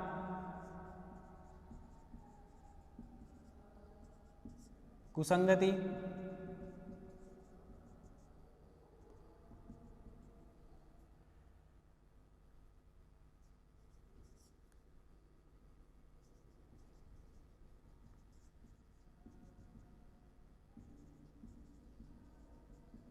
या वैचारिक अक्षमता, जिसको मैं अभी ब्रेन वॉश कहा था मैंने।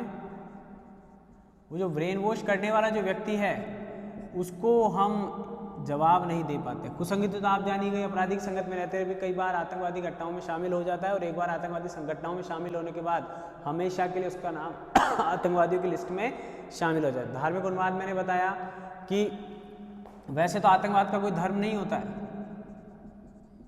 आतंकवाद का कोई धर्म नहीं होता।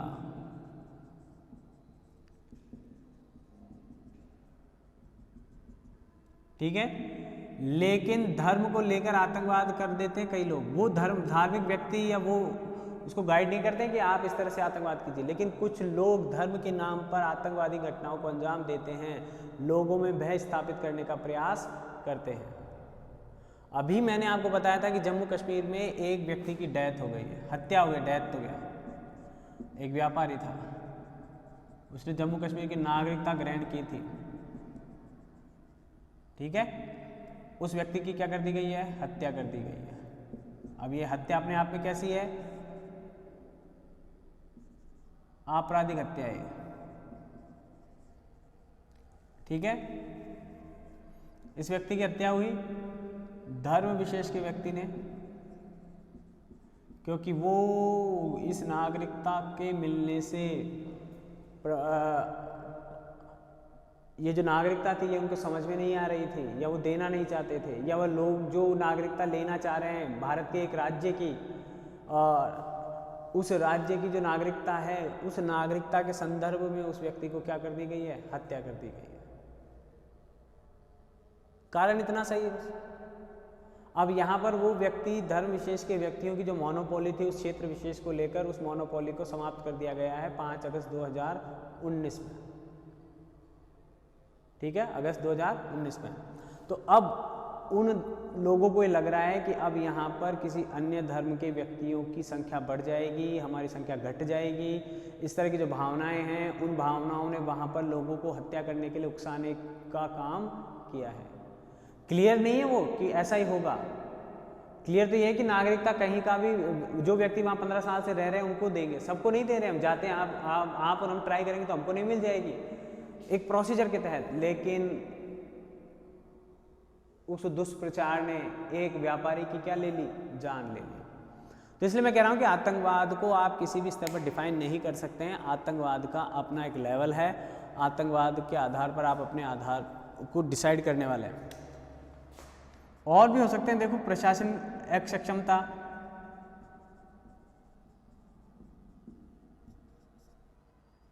कथनी और करनी में अंतर,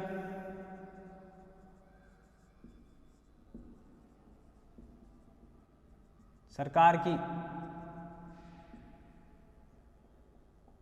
ठीक है, आश्वासन दे दिया कि बोडोलैंड बना देंगे, फिर नहीं बनेगा।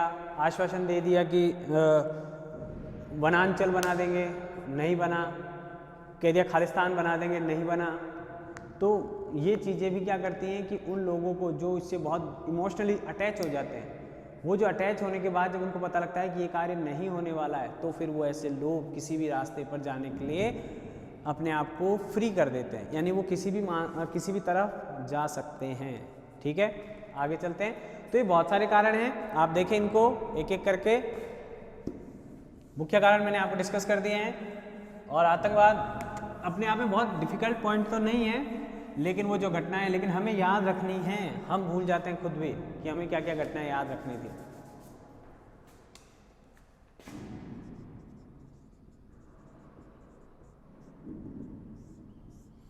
अब समाधान पहला तो हमको पता है,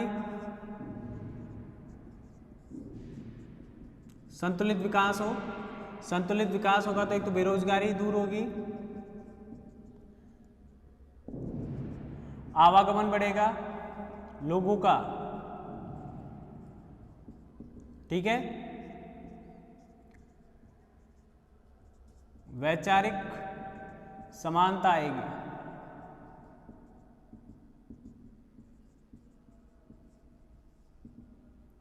बेरोजगारी दूर होगी, आवागमन बढ़ेगा, वैचारिक समानता आएगी। ठीक है, दूसरा है हथियारों की जो तस्करी हो रही है,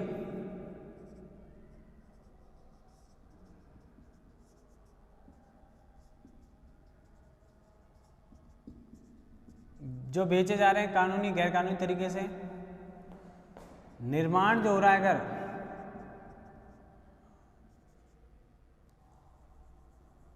मैं यहां पर कह रहा हूं तस्करी तो ऑटोमेटिकली गैर कानूनी है, यहां जो गैर कानूनी बेचना है,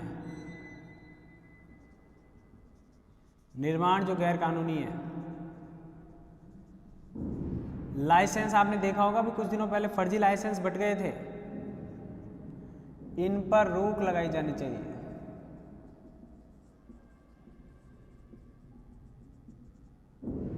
ठीक है, तो ये सबसे कठोर काम करना होगा कि किसी भी तरह का कोई हथियार भारतीय सीमाओं में प्रवेश कर ही नहीं पाए। विस्फोटक सामग्री किसी तरह की भारतीय सीमाओं में प्रवेश नहीं कर पाए, इसका विशेष ध्यान रखा जाना चाहिए।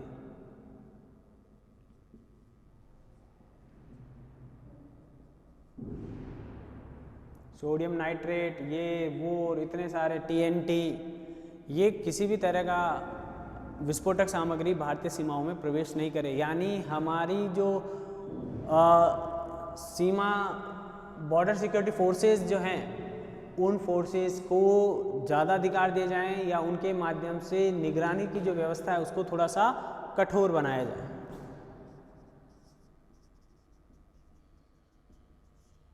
व्यापक निगरानी तंत्र विकसित किया जाए। हालांकि हमने अब सैटेलाइट ऐसे ऐसे लॉन्च कर दिए हैं कि जिनके आधार पर हम नंबर प्लेट तक को पढ़ सकते हैं। तो आप ध्यान रखिए, अब देखो इजराइल की इतनी अच्छी ये तंत्र है कि वो दूसरे देश में बैठे पकड़े गए यात्रा घूमते फिरते आतंकवादियों को भी नंबर प्लेट या किसी भी अन्य गतिविधि से पहचान लेता है और तुरंत शूट एट साइट का काम कर देता है। वो वहीं 2 मिनट लगते हैं उसको सारा काम करने में। तो ऐसी टेक्नोलॉजी अभी हमारे पास है नहीं है, ये चर्चा का विषय भी नहीं है ऐसा तो कहेंगे, लेकिन हाँ हमें व्यापक निगरानी तंत्र बनाना चाहिए जो कि किस आधार पर काम करे।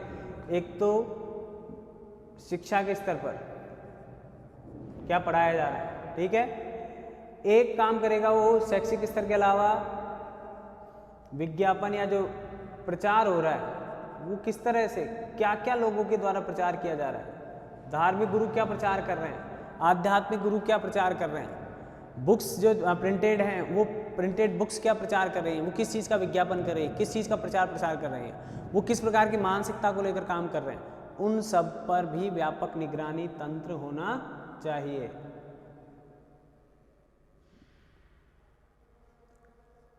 खासकर कहाँ, सीमावर्ती जिलों में या सीमावर्ती गांवों में। तो जब ये तंत्र अपने आप डेवलप होगा या हम प्रत्येक भारतीय भी इस तरह की निगरानी करेंगे तो आने वाले समय में हमें जो है आतंकवादियों को रोकने में या आतंकवादी घटनाओं को रोकने में क्या मिलेगी, सहायता मिलेगी। और किसका किया जाए,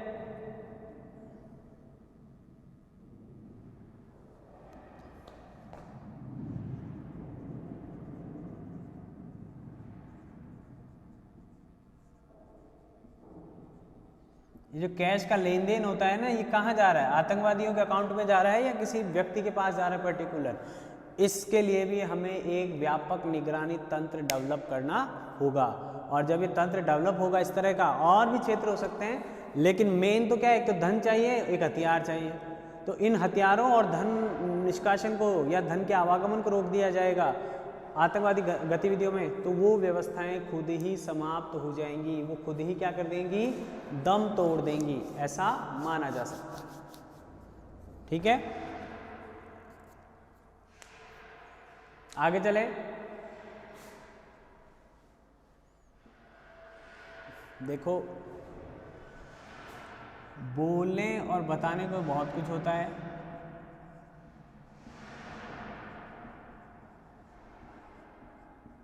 पुलिस और सेना का आधुनिकीकरण।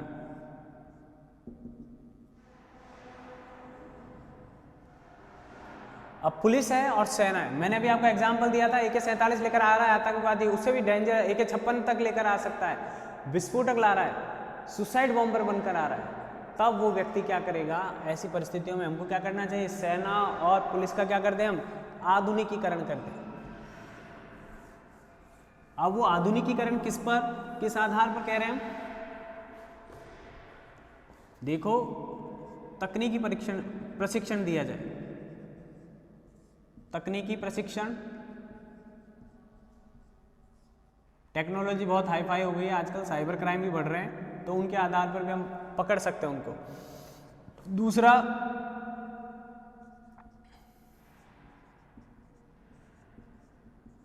हथियारों का प्रशिक्षण व उपलब्धता। ठीक है,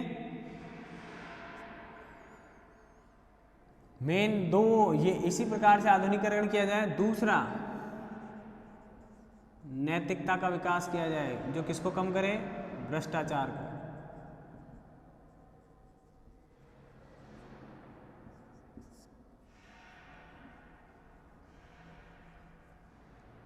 पुलिस और सेना की जो आवश्यकताएं हैं उनका भी ध्यान रखा जाए।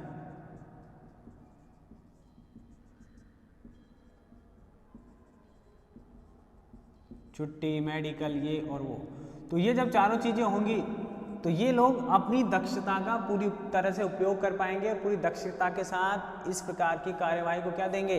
अंजाम देंगे।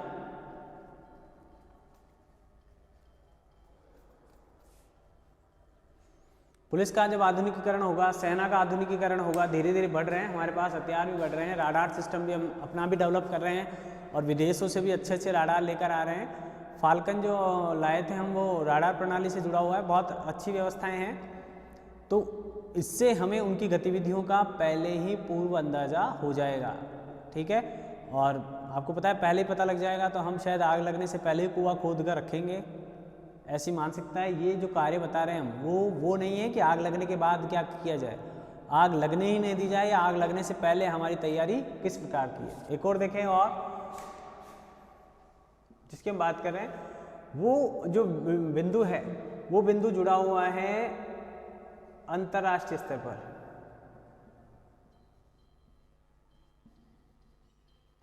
अन्य देशों के साथ संबंध स्थापित किए जाए,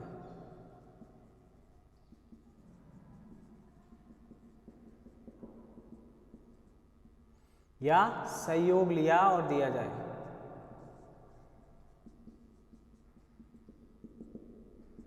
ठीक है, अब यहां पर काम कहाँ आएगा कि अब देखो कई तरह के राष्ट्र हैं हमारे साथ। हमने क्या किया कि पाकिस्तान में जो 19वां सार्क सम्मेलन होने वाला था उसका भारत ने विरोध किया। क्यों? क्योंकि वो जो पाकिस्तान है वो भारत में आतंकवादी घटनाओं को बढ़ावा दे रहा था, ऐसा मानते हैं।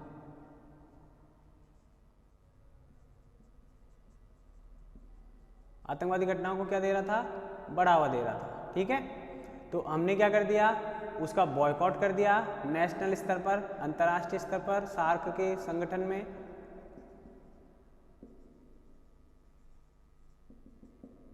बॉयकॉट कर दिया। ठीक है,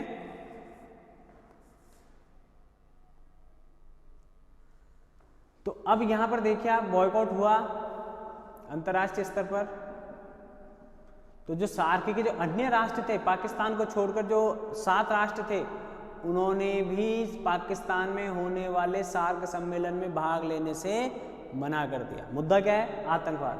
अब जब इसने ऐसा किया तो हमने भी इसका बॉयकॉट कर दिया। बॉयकॉट करने के बाद अंतर्राष्ट्रीय स्तर पर 7 सदस्य देशों ने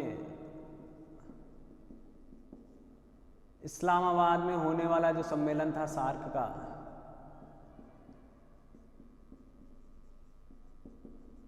उसके लिए मना कर दिया, तो ये रद्द हो गया बाद में।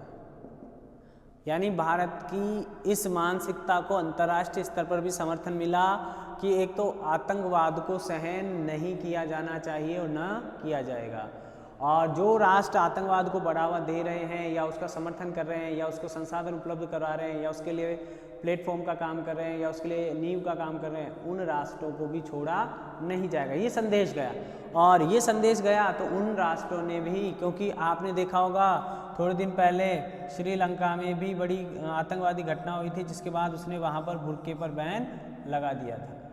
ठीक है, अभी कुछ पिछले साल से, पिछले साल की बात है, पिछले साल तो इस प्रकार की जो घटनाएं हैं, पिछले साल से पिछले साल की बात है, तो वहाँ पर एक घटना हुई थी, तो वो भी हमारे साथ है। तो ये भारत की जो रणनीति है, पॉलिसी है, अंतर्राष्ट्रीय स्तर पर आतंकवाद के विरुद्ध काम करना और अन्य राष्ट्रों का सहयोग लेना भी, इसके आधार पर भी प्रभावी भूमिका निभाई जा रही है, जिसके माध्यम से हम आतंकवाद को समाप्त करने का प्रयास कर रहे हैं। मसूद अजहर को देखो आप, आतंकवादी घोषित किया गया, अंतर्राष्ट्रीय आतंकवादी। अभी देखो हम बात करते हैं और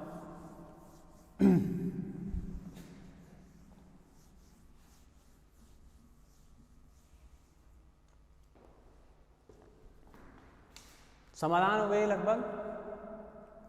तो इन समाधानों को ध्यान में रखते हुए आप अपने विषय को और अच्छा कर सकते हैं, लेकिन जिस तरीके से मैं प्रेजेंट कर रहा हूँ आप उसको और बेटर करें। छूटने वाली कोई चीज़ नहीं है इसमें, आप अच्छे कारण लाएं और अच्छे फैक्ट ला सकते हैं। जो अभी जो कार्य हो रहे हैं आतंकवाद के विरुद्ध, देखो अंतर्राष्ट्रीय स्तर पर 2 ही समस्याएं बताई हैं, तो राष्ट्रीय स्तर पर तो वो भी, एक तो क्लाइमेट चेंज और एक बताया गया है टेररिज्म। आतंकवाद और जलवायु परिवर्तन जो है वो अंतर्राष्ट्रीय इशू हैं सबसे बड़े यूएनओ के अनुसार।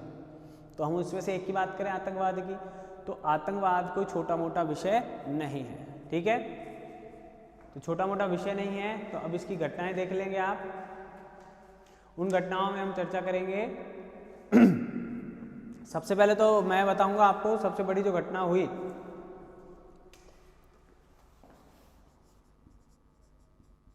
घटनाओं का जिक्र करें, उनको देखें, सर्च करेंगे तो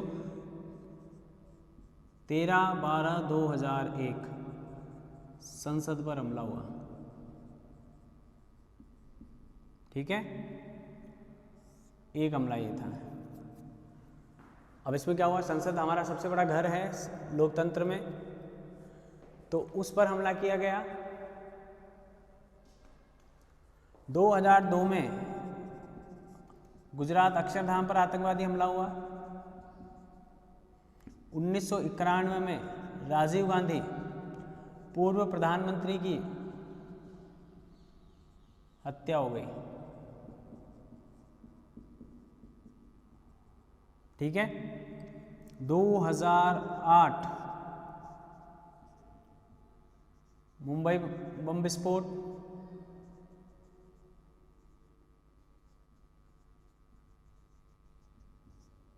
ठीक है।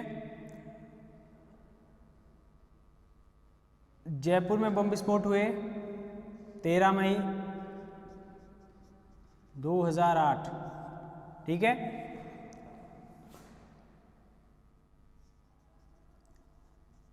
लगातार बम फूटे थे जयपुर में, इतना बड़ा हमला पहली बार।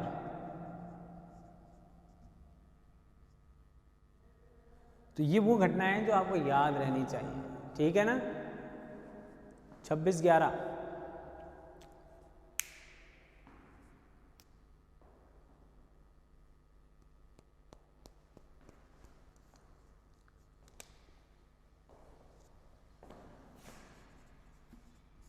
2016 पठानकोट एयरबेस,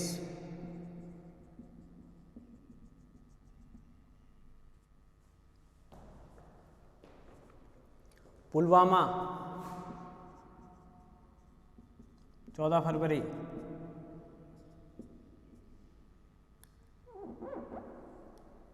दो 2019,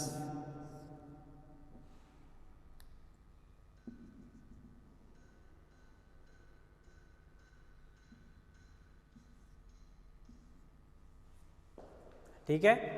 तो ये वो बड़ी घटनाएं हैं भारत में हाल ही के दिनों में होने वाली, जिनके आधार पर हम कह सकते हैं कि भारत में भी आतंकवादी हमले बड़ी मात्रा में होते हैं। शायद भारत आतंकवाद पीड़ित 8 राष्ट्रों में, महबूब कंधार विमान कांड,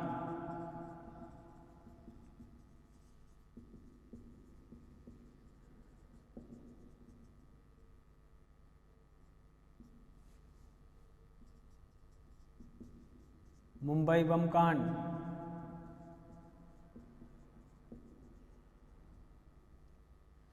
और जम्मू कश्मीर में तो होते ही रहते हैं जब से।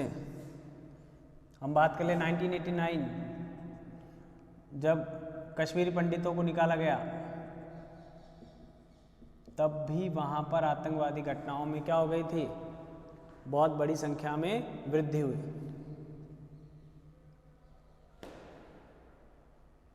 तो ये भारत में होने वाली जो प्रमुख प्रमुख घटनाएं हैं, उन घटनाओं की हमने चर्चा करी।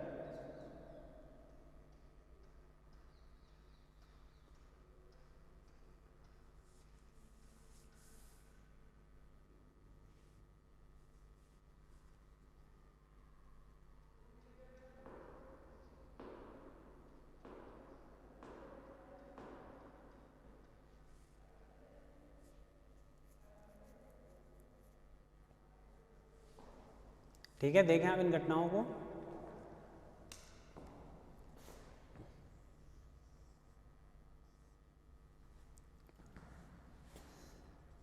तो ये घटनाएं हैं जिनको आपको याद रखनी चाहिए और याद रखनी भी होंगी। एक सितंबर में हुई थी, सितंबर 2016।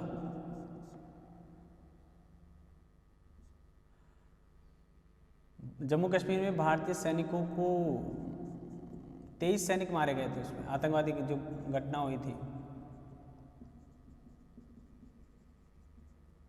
ये डाटा आपके पास और होगा और अच्छे से आप लिख सकते हैं, लेकिन मेरा बताने का तरीका जो है उस तरीके को ध्यान रखें। हमारे पास अर्थ होना चाहिए, परिभाषा होनी चाहिए आतंकवाद की, बड़ी बड़ी घटनाएं होनी चाहिए, क्या रिजल्ट रहा, उनके बाद वो सरकार ने क्या परिवर्तन किए। तो आप ये देखें, ये इन घटनाओं को देखें, फिर हम एक्ट जो सरकार ने बनाए हैं, पोटा, टाडा, UAPA, इन सब की चर्चा करेंगे। एक बार इन घटनाओं को रिपीट कर लें, अपने माइंड में रख लें इसको बस।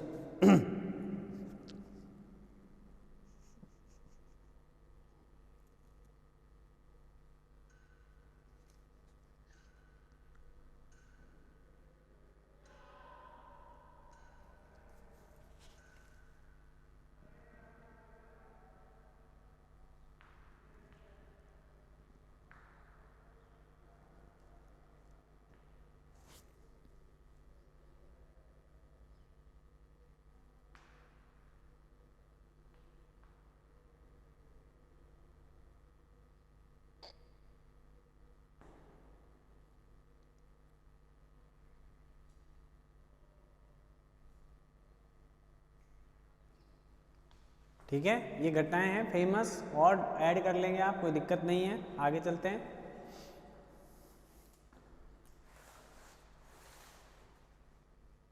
अब इनके समाधान के लिए सरकार क्या काम करे, सरकारी स्तर पर क्या काम हो।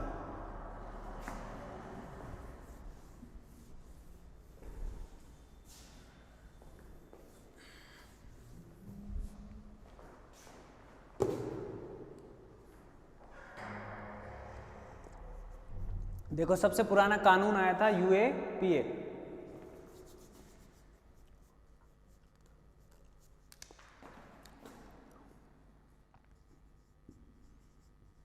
वो तो सामाजिक या एक तरह से सामूहिक प्रयास समझ लीजिए, ये सरकारी प्रयास देखे आप, UAPA।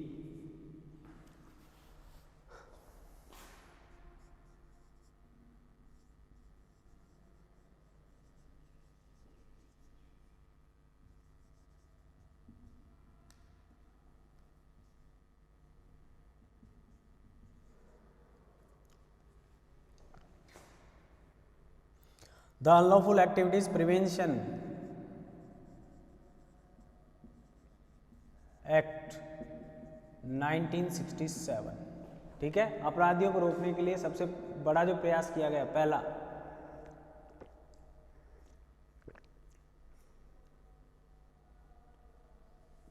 वो ये था, टाडा। टाडा लगा था संजय दत्त पर, ध्यान रखें आप। द टेररिस्ट एंड डिसरप्टिव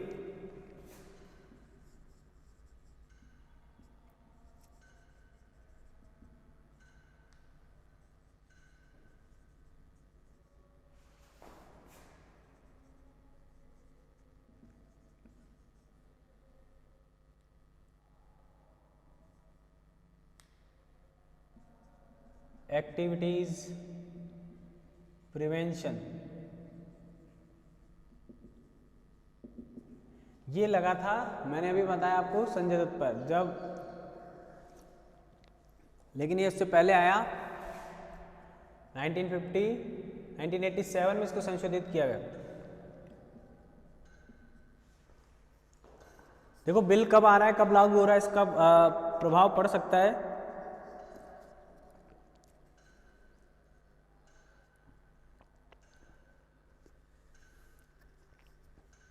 तो इसलिए ध्यान रखें, ऐसी कोई बड़ी बात नहीं है।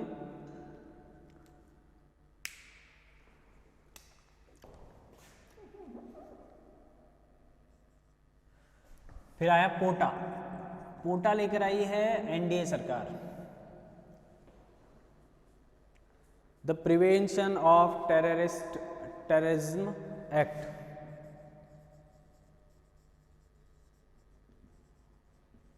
प्रिवेंशन ऑफ टेररिज्म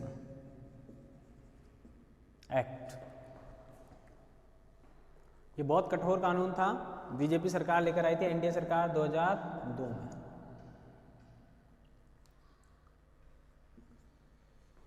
अब इन दोनों को हटा दिया गया, वर्तमान में काम नहीं कर रहे ये दोनों, ठीक है।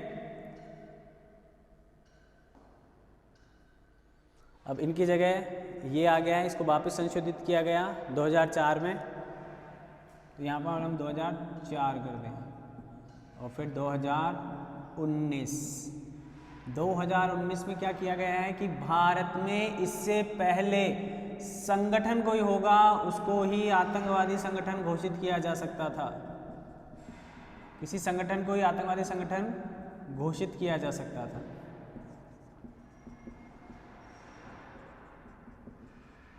ठीक है। वर्तमान में जैसे अंतर्राष्ट्रीय स्तर पर किसी व्यक्ति को आतंकवादी घोषित किया जा सकता है, वैसे ही वर्तमान में अब भारत में भी किसी व्यक्ति को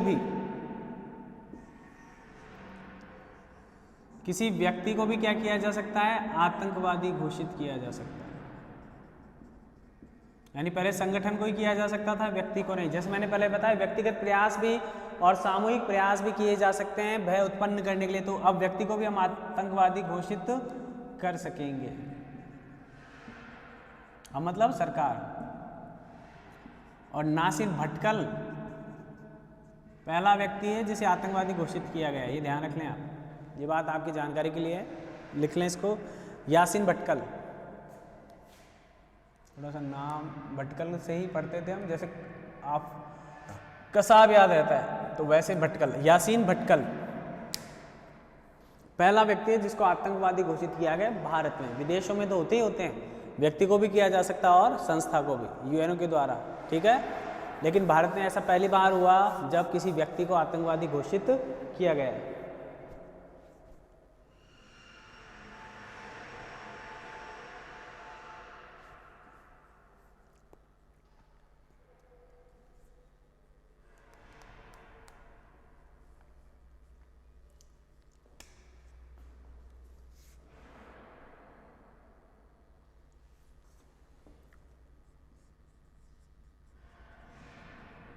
the national security act 1980, Misa की जगह आया था ये।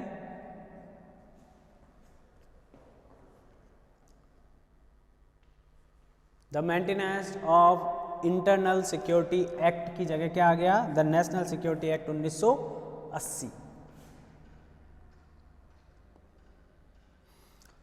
ये प्रयास है जो राष्ट्रीय सुरक्षा को लेकर कानून बनाने, और अभी हमने बात की थी कि पुलिस और सेना को मजबूत किया जाए, तो ऐसे ही जो जांच एजेंसीज हैं उन जांच एजेंसीज को व्यापक अधिकार देने के प्रयास के रूप में इन बिलों में संशोधन किए जा सकते हैं। जैसे मैंने लिख दिया 67, 2004, 2019, 85, 87।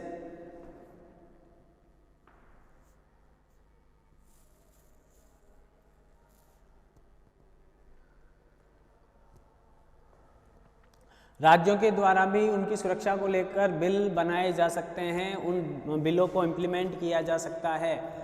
जैसे मकोका है, मकोका महाराष्ट्र सरकार के द्वारा लगाया जाता है, ठीक है। महाराष्ट्र सरकार राष्ट्रीय सुरक्षा को लेकर बिल पास कर सकती है और उसको स्थापित कर सकती है।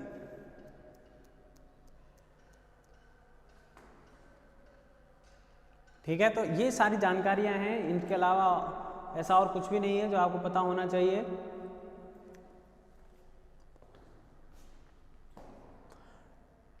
Terrorist and disruptive activities prevention 1985 से 1995 तक, इसको 87 में क्या किया गया था, 1995 तक काम किया और 1987 में इसको अमेंड किया गया था।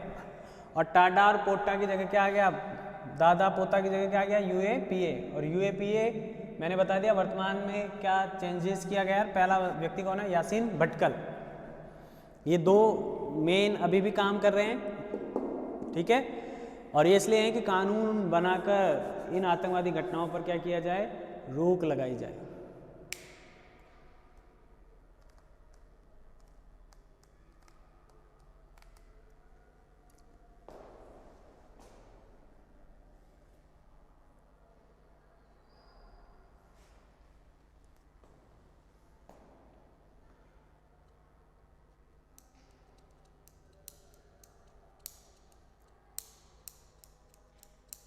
गैर कानूनी गतिविधि रोकथाम बिल, हिंदी में इसको ऐसे कहेंगे। और आतंकवाद और विघटनकारी गतिविधियों का रोकथाम बिल, इसको ये कहेंगे। आतंकवाद रोकथाम बिल और राष्ट्रीय सुरक्षा बिल, अधिनियम कहने का मतलब एक्ट मतलब अधिनियम। तो ये हो गए आपके, और ऐड करें आप तो कोई कमी नहीं है। नॉलेज तो वो सागर है जिसकी बूंद बूंद में इतना ज्ञान है कि जिसको समझने के लिए आपको पता नहीं कितना कितना कितना क्या क्या करना पड़ेगा, ठीक है। तो नॉलेज एंडलेस है। देखो साधन क्या होते हैं, अब कौन कौन से साधन लेते हैं, अभी हमने बात कर ली है वैसे। विस्फोट, और इसकी एक एक घटना याद रखें आप। विस्फोट मैंने बता ही दिया। अपहरण मैंने बताया आपको भारत से संबंध में, कंधार विमान कांड, ठीक है। आगजनी, आग लगा देते हैं। तोड़फोड़, ठीक है। विस्फोट तो बताया मैंने आपको। तोड़फोड़ के अलावा सुसाइड बॉम्बर, आत्मघाती दस्ते भी को भी साधन के रूप में ये क्या करते हैं, प्रयोग करते हैं।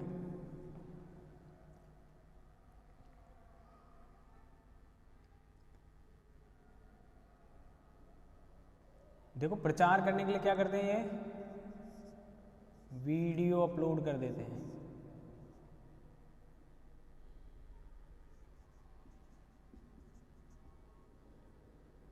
ये सारी चीजें क्या है, अपनी भूमिका को स्थापित करने के लिए। मैंने बताया कि अगर ये चीज नहीं करेंगे तो ये अपने आप खत्म हो जाएंगे। दूसरी परिभाषा में हमने कहा था राजनीतिक आतंकवाद, तो ये राजनीतिक हत्याएं भी करवा देते हैं। लूटपाट, राजनीतिक हत्याएं, हमने ये भी कहा था कि इनकी कोई निश्चित विचारधारा नहीं है, तो ये दंगे भी कई बार इनके द्वारा करवाए जाते हैं। ब्लैकमेलिंग,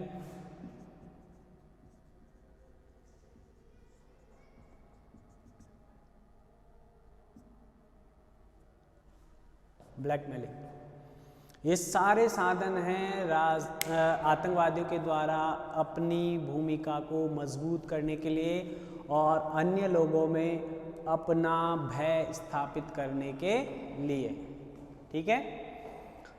तो आप ये ध्यान रखें कि हाँ, अब मैं एक एग्जाम्पल बार बार देता हूँ। ये आपने देखी है, हम राजनीतिकरण की बात कर रहे थे, अपराधी का राजनीतिक अपराधीकरण। तो वहाँ पर उसके घर पर हमले करवाए जाते हैं सीएम के। तो ये आतंकवादी जो घटनाएं हैं, तो हमारे तो पीएम पर कर दी थी लिट्टे ने। देखो पीएम की हत्या हुई 1991 में, तो ये ध्यान रखें आप। देखो अब यहाँ आई गए तो ये ध्यान रखें 21 मई को आतंकवाद विरोध दिवस के रूप में मनाते हैं।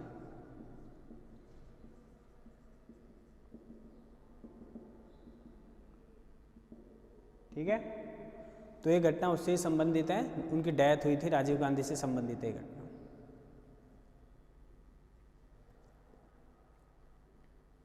21 मई आतंकवाद विरोध दिवस या विरोधी दिवस।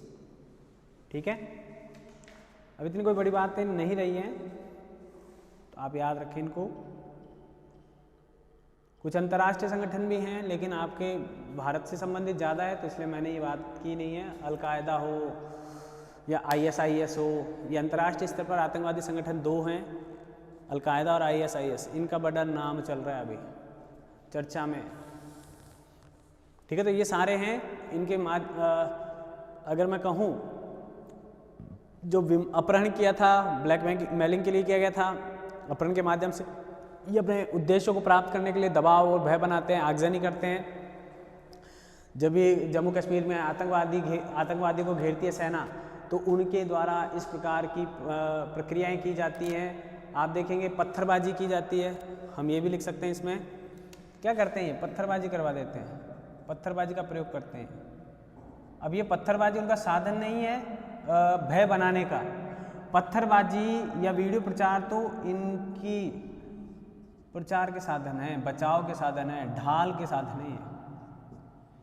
तो जम्मू कश्मीर में सेना पर क्या करते हैं लोग, पत्थरबाजी कर देते हैं। किनके समर्थन में, आतंकवादियों के समर्थन में। कई बार सांप्रदायिक दंगे मैंने बताया 1992 का जब वो बम्बई बम कांड हुए थे तो उसका परिणाम सांप्रदायिक दंगों में ही बदला था, जबकि उसका मूल कारण था वो बम विस्फोट। ठीक है,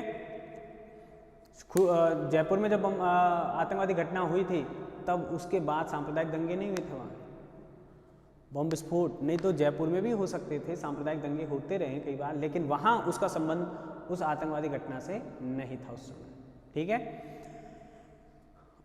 राजीव गांधी की हत्या हुई थी तो वहाँ वो आत्मघाती दस्ते के कारण वो महिला, उनको माला पहनाने के दौरान, माला तो पहना ही उनकी फ़ोटो पे भी माला टंग गई क्योंकि उसने खुद को भी मार दिया और राजीव गांधी की भी क्या कर दी, हत्या कर दी। कहने का मतलब है, मैं बताना इसलिए चाह रहा हूँ इस तरीके से ताकि आपके दिमाग में ये चीज़ें बैठी रहें, आपको याद रहे कि हम भी आतंकवादी घटनाओं का सामना करते हैं। ठीक है, तो इसको देखें आप, इसको याद करें, समझें और ये समस्या है या नहीं इसका विश्लेषण कर ले।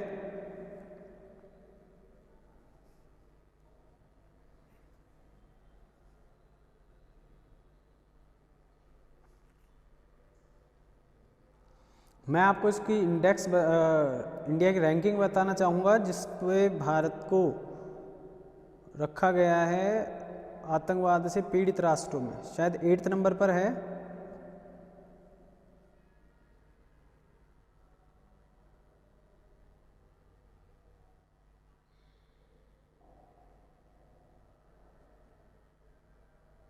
देखो, जानकारियाँ तो बहुत होती हैं लेकिन आपको किस तरीके से यूज़ लेनी है यहाँ पे डिपेंड करता है। अभी एग्जैक्ट तो मैं बता नहीं पा रहा हूँ क्योंकि मुझे भी याद नहीं है उसकी रैंकिंग अंतर्राष्ट्रीय स्तर पर आतंकवाद पीड़ित राष्ट्रों में, लेकिन मुझे आइडिया है लगभग 8th या 5th दोनों में से एक राष्ट्र पर आता है वो। ठीक है, तो आप ध्यान रखें, उसको देख ले, मिल जाए तो वो भी आप यहाँ पर डाल सकते हैं, उसको जोड़ सकते हैं।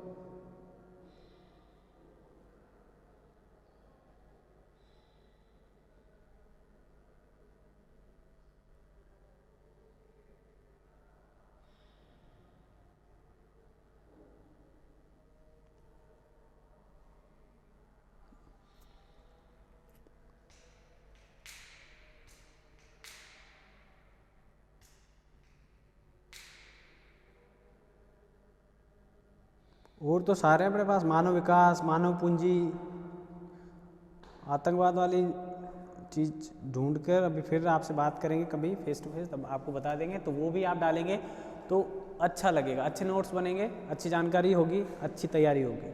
ठीक है, तो इस तरह हमारा ये जो टॉपिक था वो क्लियर हो गया आतंकवाद को लेकर।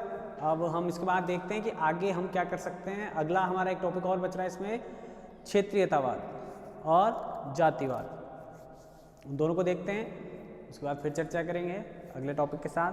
तब तक के लिए आप इनको अपने माइंड सेट से आउट नहीं होने दें, याद रखें और धीरे धीरे तैयार होते जा रहे हैं। पूरा पेपर होने वाला है, कुछ टॉपिक्स बच रहे हैं, ख़त्म हो जाएगा इस मंथ में, तो हो ही जाएगा लगभग, उससे पहले ही हो जाएगा आपका ये पेपर, फर्स्ट पेपर और सेकंड पेपर कंप्लीट। ठीक है, फिर मिलते हैं।